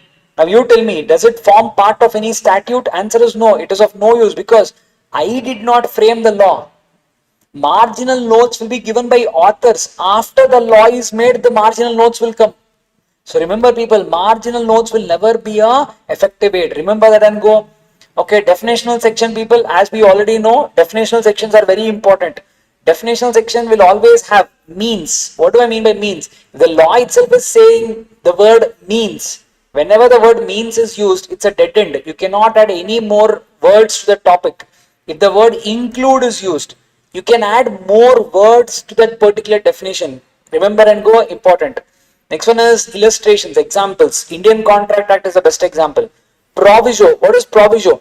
Proviso can be of three types people. One is called as exception. What do I mean by exception people? That exception means people nothing but I can tell that this particular section itself is not applicable to this private company. For example, section 1012, section 107 is not applicable itself to a private company. Exception. Next one is people proviso. Proviso means what people? Generally, this is the rule. Generally, whoever is a shareholder, you have to count them. But in the case of private company, do not count your employees while you are counting the number of shareholders. That's only private company. That's the only provision. That means people, a special exemption for one particular company, we call it as proviso. Saving clause people is nothing but whatever we have used without prejudice. If the word we have written as save as, that means people, whatever is given in this section, you are not supposed to delete it. You have to read it with the other sections. Remember, important. Next one, explanation is nothing but the best example is associate company definition. When it is clearly written by the legislator himself, it is applicable to you. Schedules people, schedule 1 to schedule 7 of Companies Act, that also forms the part of the law. It is internal aid. Remember, read the statute as a whole, never read it in isolations. Okay, the last one is called as people external aids. Remember people, historical setting, that is what led to this particular act, customs, consolidating statute and previous law. For example, if you have any doubt in understanding GST, you can refer to service tax, excise duty as the case may be. Usage people, nothing but customs.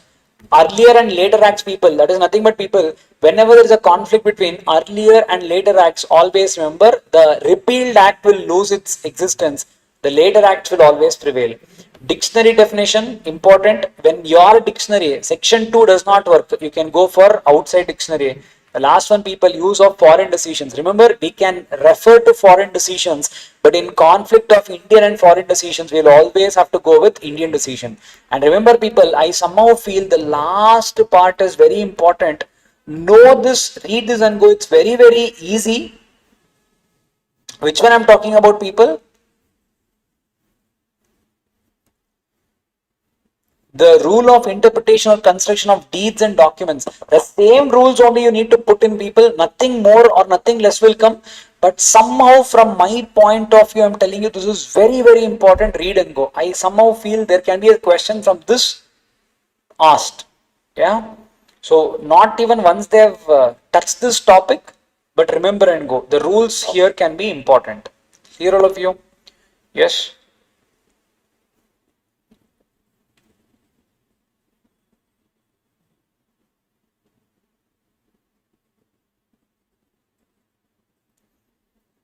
See, it says for this purpose, document have to be considered as a whole. That means now I'm trying to interpret an agreement, not a law. So when you are reading an agreement, you have to read an agreement as a whole. The circumstances in which the particular words have been used also have to be considered. That means what? The status and training. That means what? Now, when you guys use the word person, that means different. And if an engineer uses the word person, it is different. So you need to understand who uses the word. Next one, it is elementary. Remember people, the same word cannot have two meanings in the act. That means I cannot use the word charge and it cannot mean phone charge and your mortgage. In the same document, it cannot have two meanings. Next one people, if there is a conflict between two or more clauses, always remember whatever comes earlier will override the later point. That means if there is a conflict between the second point and eighth point, the second point will prevail.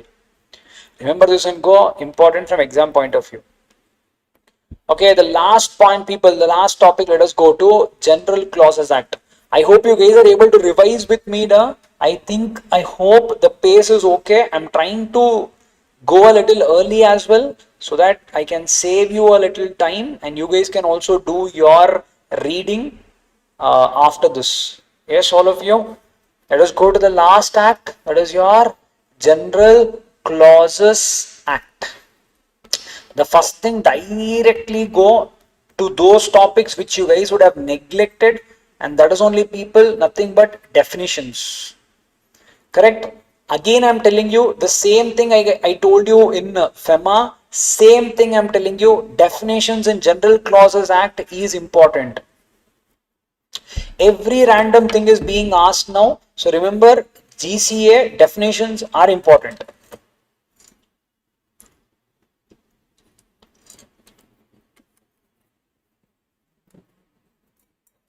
Okay. Now, sir, what do I mean by an act? Act here means, people, I'm telling you, an action. That's the meaning of act here. We are talking about an action, not about a law. So that can be an offense or a civil wrong shall include, it can be a series of acts and words which refer to acts then extended to a illegal omission. So what I'm telling you, here the word act means, people, action, not the law. Exam point of view, somewhere I feel important, remember and go. And remember, affidavit and oath and swear, somewhere important exam point of view, remember, all this means nothing but a declaration. We saying on an affidavit means I'm telling as a promise. Whatever I'm saying is truth. That is what is the meaning of affidavit. Exam point of view, important.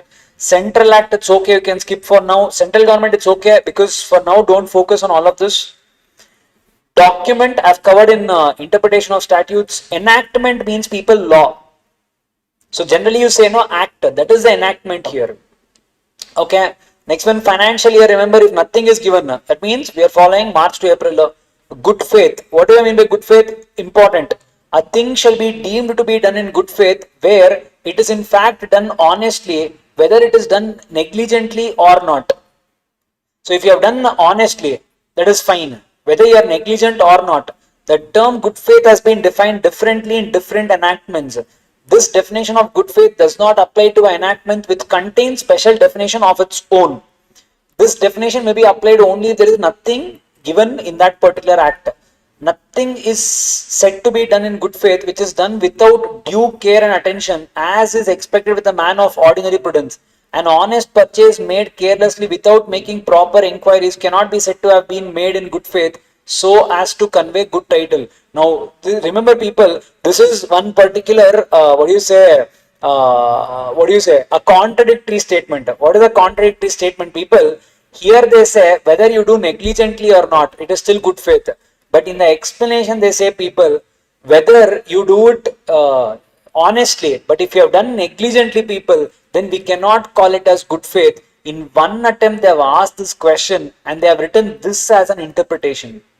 What do I mean by good faith? That means what, people? I have purchased some goods from someone. So before purchasing it, people, you all know that there is something called as caveat emptor. I need to be aware. I cannot be negligent while I'm purchasing some goods, right? I have to check what I'm purchasing.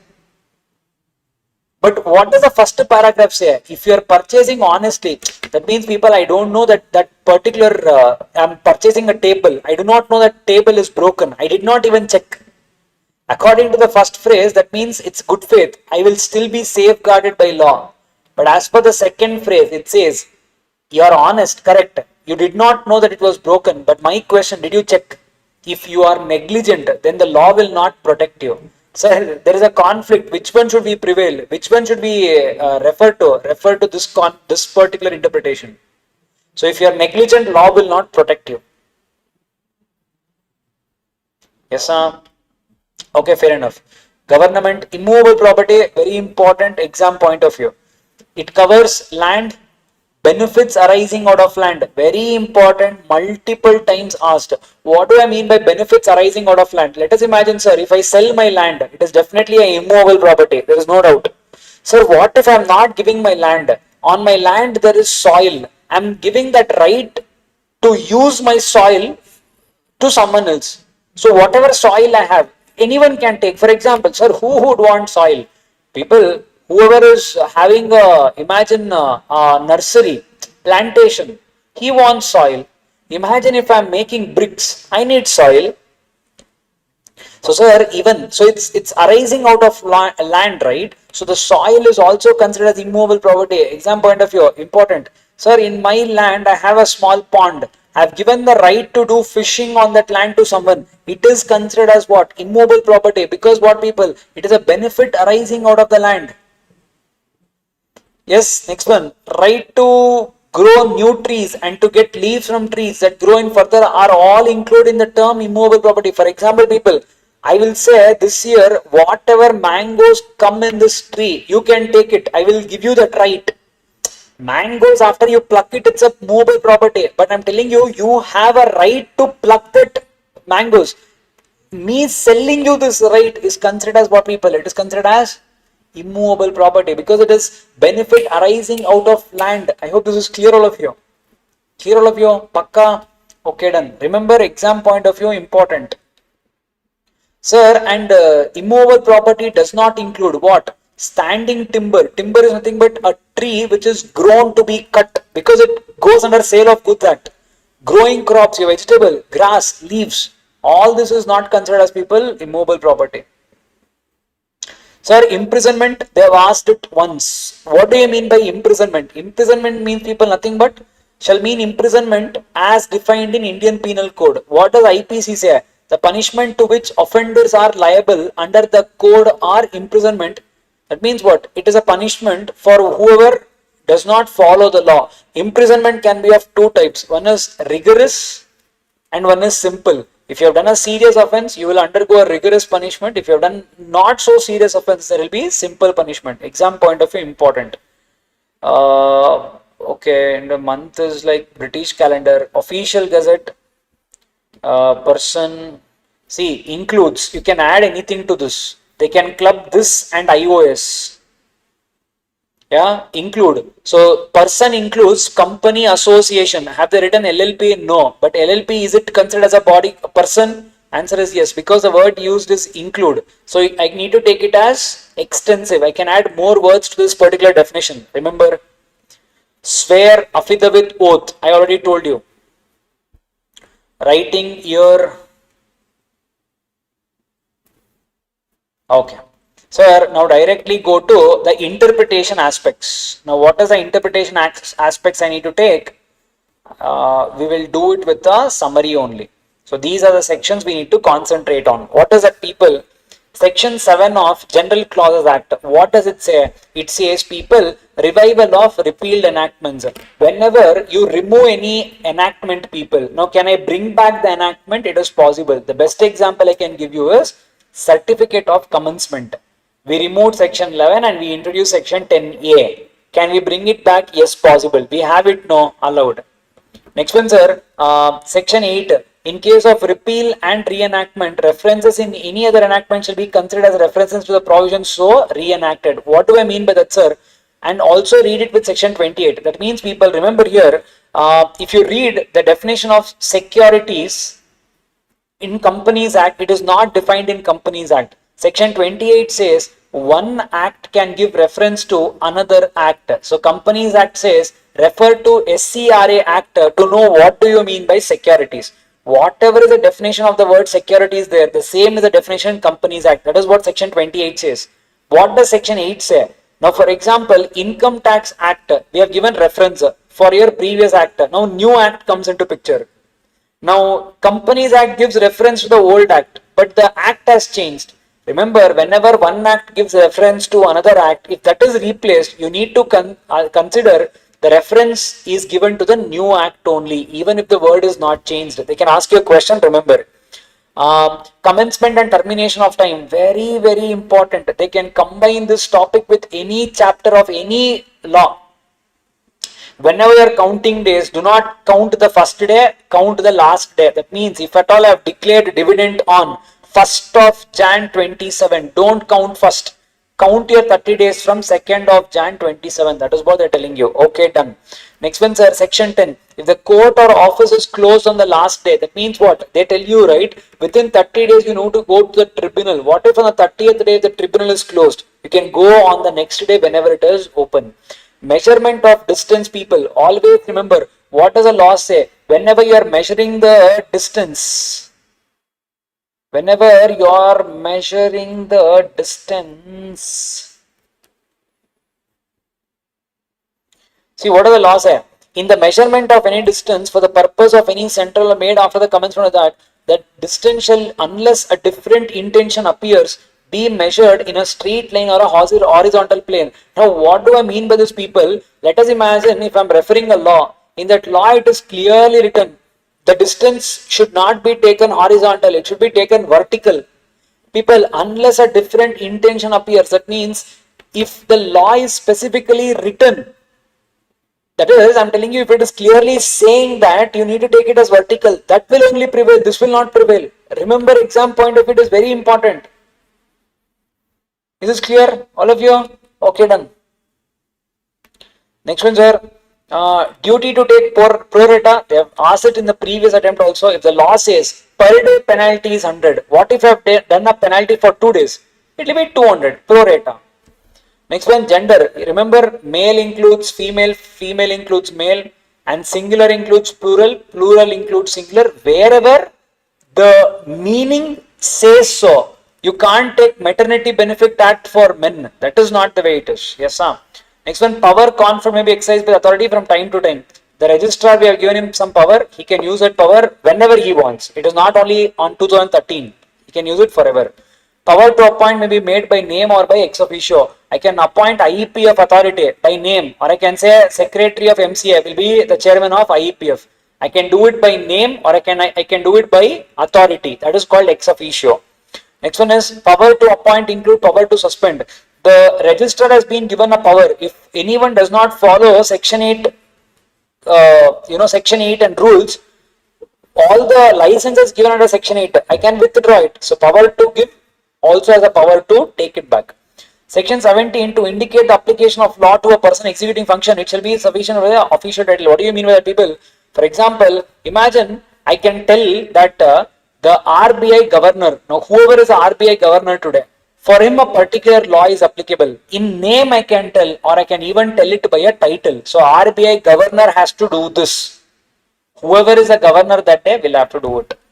Next one, people, to indicate relation of law to succession of having perpetual succession, its relation to function is as corporation. That means what, people? Tomorrow if RBI governor changes, whoever comes in his position, the successor, for him also that rule will apply. Next one, the law related to the chief or superior shall apply to the deputies or subordinates. Once they have asked this, what do I mean by that, sir? Imagine, people, if a registrar goes on a leave, when registrar goes on a leave, in such case, what happens, people? And whoever is the next assistant registrar, he will come into the position of registrar for that duration if you are on leave. Then they are telling you whatever are the power enjoyed by the registrar, the same powers will be enjoyed by the additional registrars. At that point of time, they have asked this question once. No one can question that you do not have that power. Remember, they have asked this exam point of view, important. Sir, whenever there are amendments, orders passed, whatever are the meanings used in the act, same meanings will be applicable for the notifications, amendments, orders passed by this particular transaction. Next one, power to issue include power to add, amend, vary, resign. As I told you, central government, MCA has a power to make a small company. I have a power to add, I can also reduce it. I have that power. Sir, I have a power to appoint any judge, commencement of the act. I can do it whenever I want. Making of rules, publish a draft. What is the order of making the rule? Just follow that particular thing.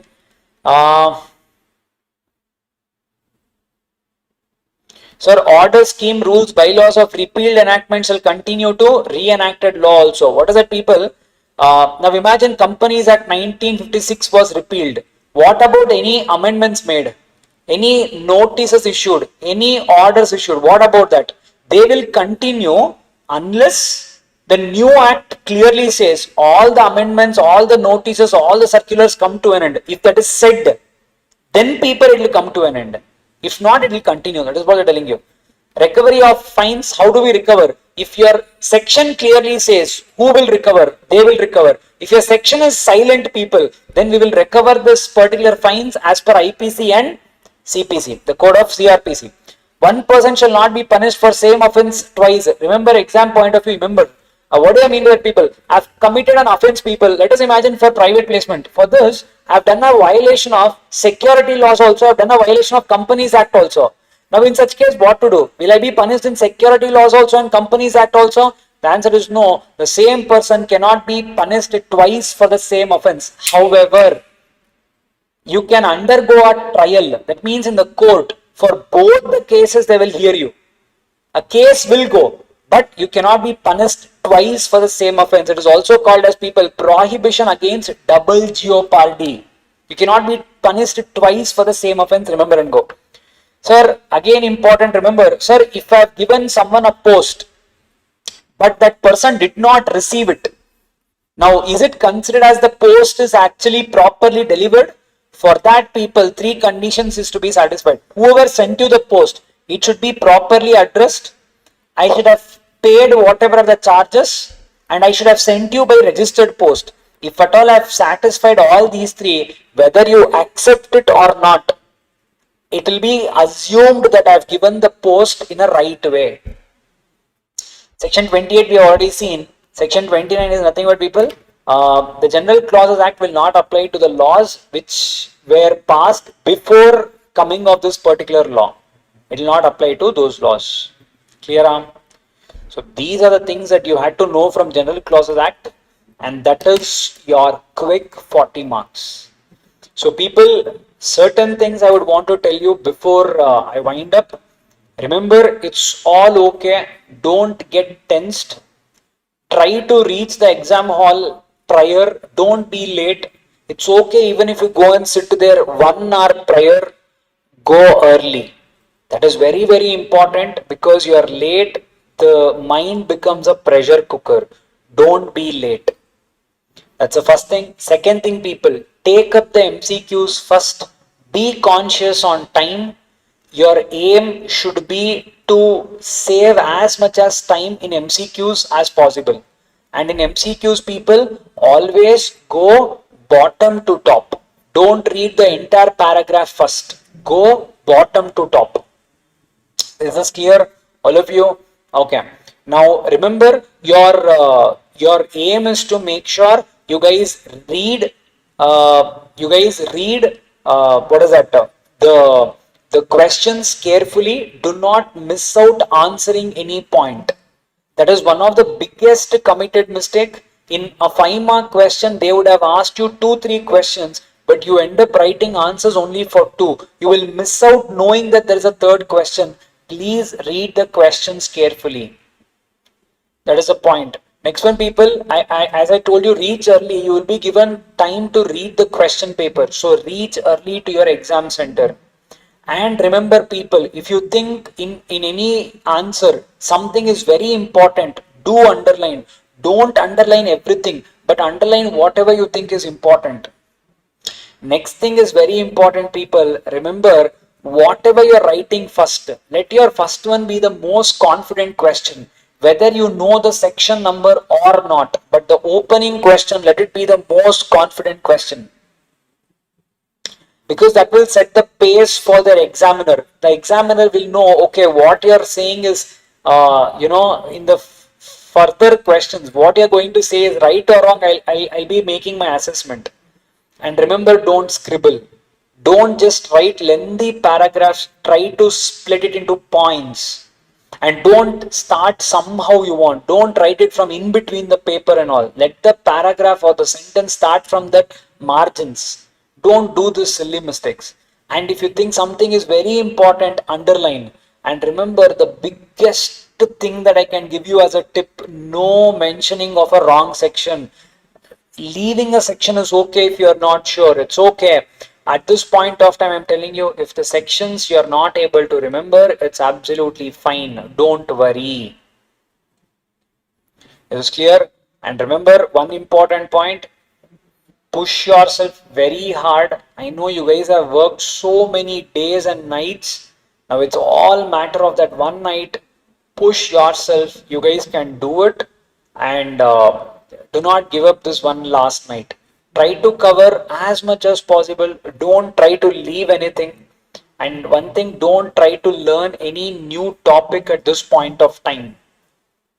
Yes, and what is a format that you can present? Yes, try to stick to this point. I've tried to tell this a lot of times also. Okay, something came black in, where is white? Okay, Okay, fine. I'll try to give it to you in this only. Always remember, people, the first thing will be a provision. And remember, you are assessed for this. Here you will be writing what is a provision of law. Here you can write, people, as per the relevant section. If you guys don't remember the section number, then you can write as per the relevant section of Companies Act, read with rules, read with applicable rules. If you don't remember the rule, you can use this. And remember, if it is a 5-mark question, your 3 marks goes here only. And remember, people, this is very, very important. Don't spend time on facts. Fact will not even fetch you 1 mark if you guys are thinking so. It will not even give you 1 mark. The next aspect is, people, conclusion. If your conclusion is also right, then as a whole you will get 5 marks. Are you getting the point? So do not go wrong here. Don't spend time to write facts. And remember, your aim is to go as near as possible towards 100 marks. Don't write only for 40 marks, 30 marks and all and get up. Your aim is to go as near as possible to 100 marks, and that is very, very important. Write as much as possible. Don't give up. Push yourself. Push all the boundaries and give your effort. This is very, very important. Clear? All of you? So these are certain things and tips that I wanted to tell you guys. And before I wind up, you let me know if you guys have any doubts. If not, then we can call off the session. Wishing you guys the best. But you let me know if there is any that last minute things that you guys want it as a help. I'll definitely try to take it up for the next 5 minutes or so.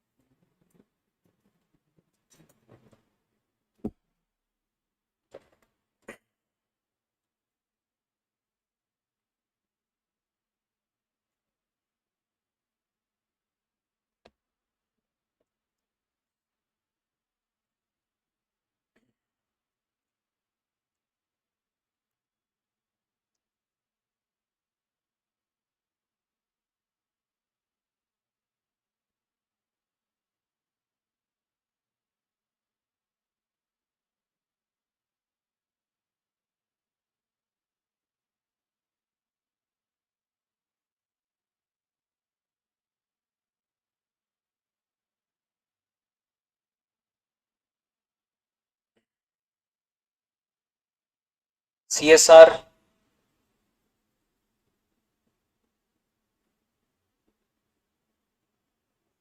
CSR is what? When is CSR applicable? Check for the limits. You need to check for profits of 5 crore. You need to check for the net worth, and you need to check for the turnover. So you need to check for the 500 and 1000. So remember, it is for all the companies you need to apply. And if your CSR expenditure does not exceed 50 lakh rupees, you need not form a CSR committee. CSR committee will be consisting of 3 directors. One shall be independent director. If a company does not have an independent director, then it will be with the 2 directors. And what else? CSR impact assessment report. You need to prepare an impact assessment report for the companies. If your last 3 years average CSR outlay, if it is 10 crore or more, then for you CSR impact assessment is applicable. That means what? From the last 3 years, I have been spending 10 crore or more, then impact assessment is applicable for me. And I need to get my impact assessment done for those projects which has been in existence at least for a period of 1 year, and I have spent at least 1 crore or more. So if I have spent anything less than 1 crore, CSR is not, impact assessment is not applicable for me. But for the projects where I have spent at least 1 crore or more and it has been 1 year, I need to make sure I need to get an impact assessment, and I can get an impact assessment done, and I need to submit it along with my CSR. So this is CSR. Section 96 AGM. I need to conduct AGM First AGM within 6 months, subsequent AGM within 9 months. The gap between two consecutive AGMs should not be 15 months. If at all, at any given point of time, if you're not able to conduct your subsequent AGM, you can go for an extension with ROC. They'll give you 3 months extension. AGM should be called within 9 to 6. Where can AGM be conducted? It should be conducted within the registered office. Yeah. If it's a government company, you can conduct it anywhere with the CG approval. If it's a unlisted company with the approval of all the members, I can conduct it anywhere. That is also possible. Yes. Yes, section 60 leads to 62. Both are connected, correct. When you are writing an application under 62 for mergers, you have to follow what is given in section 60. That is approvals, application process, everything 60 will apply. Sir, if I don't know the section, then can I directly go on conclusion or write anything in the section without? If you do not know the section, you can use this one, provision, as per relevant section, read with applicable rules, and write down something about provisions, because that provision is very important. Yeah. Sir, expense of impact assessment, will it also be included in the administrative overheads? No, that is separate. That's different. It's not included.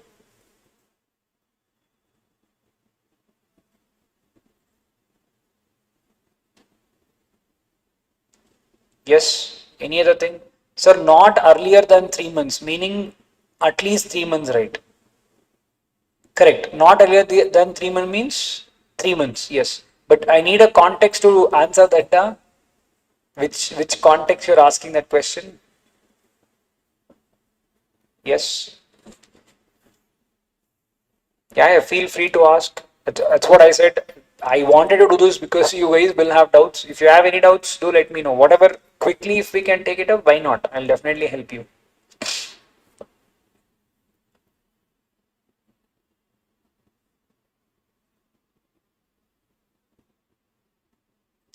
Didn't realize that these chapters were for 40 marks. It is right. We know that last 3 is 30 and LLP will give you 10 to 12, anywhere between 10 to 12. So very important. Sir, if any cut mark, if the provision related but not as same as the provision. For now, don't worry, but remember your maximum preference has to go to provision. Now, one more question you guys have is, sir, what if my provision is right and conclusion is wrong? It's still okay. You will get 3 marks. So provision is that important. Spend as much as time as possible in writing provision. If your provision is right, if conclusion is still wrong, you will still end up getting marks. Important, very, very important. Remember that. Yeah.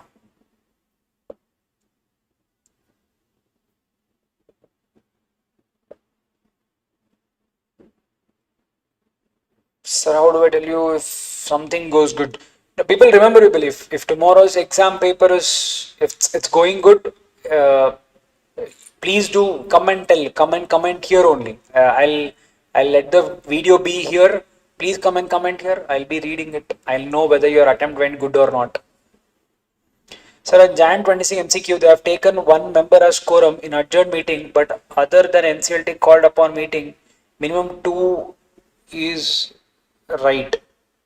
They have taken one member as quorum in adjourned meeting, but other than NCLT called upon meeting.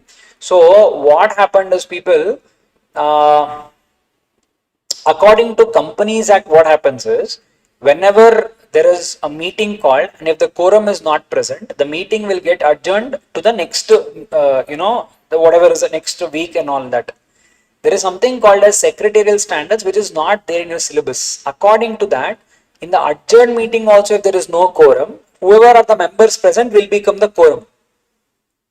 That is why your Companies Act ends.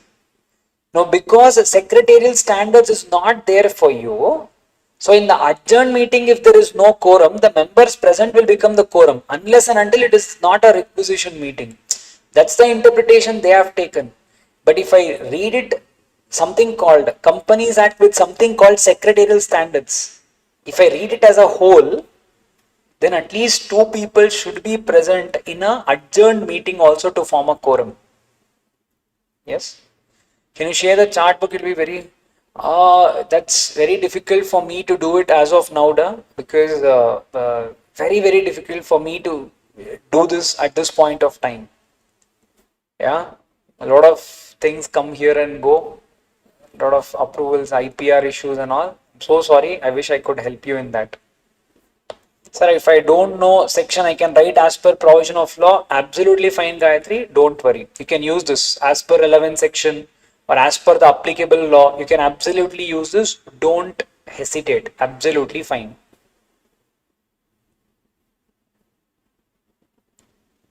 Don't worry, people. You'll all definitely clear. Don't have worries. Don't take too much of stress. It's all going to be okay. You guys have worked so hard for coming till now. I know you guys can do wonderfully well in tomorrow's paper. I know for a fact this paper is going to give you that aggregate and exemption and whatever you're looking for. This paper will help you with that. So do not worry for an attempt. Just go. Don't get anxious. Don't get stressed out. Your job, it's done before the exam, and don't worry on how the exam is going to go. It's all going to be fine, fair, and you guys are all going to reap the benefits that you have put in till date. So absolutely don't worry. You guys will do it. I'm telling you, don't worry. It's all going to be well. And remember, it's just an exam in your life. It's nothing more. Yeah. Just tell that to yourself. It's just one exam. It's just one day in all your lifeline. Let that not pressurize you. It's okay. Absolutely fine. Anything that can happen, that's fine. Absolutely fine. Just you go do your job with the utmost confidence, and just give your best. That's all. Leave about rest. Don't be over stressed about it. It's absolutely fine. If something doesn't work out, come here. We'll after the exam. I'll be here. I'll be in the center only. Yeah. So don't worry. It's okay. Yep. So I believe that's your doubts, people, and I think I can wrap it up here. I hope I helped you at least a little in whatever way I can, and wish you all very best. Let the whatever, if they say the gods and angels are true, let them be with you for this particular duration. Do your best. Yeah. See you all. Do let me know how your papers went. I'll be the most happiest person to celebrate that with you. So let it not be only for this paper, all the papers that you guys are going to write. Sir, if provision is wrong, but if my conclusion is correct, can I get mark? You may get 1 or max 2, but you will get. So don't give up at any given point of time. Write it. Yes. Chalo. See you all, people. Thank you so much. Bye bye.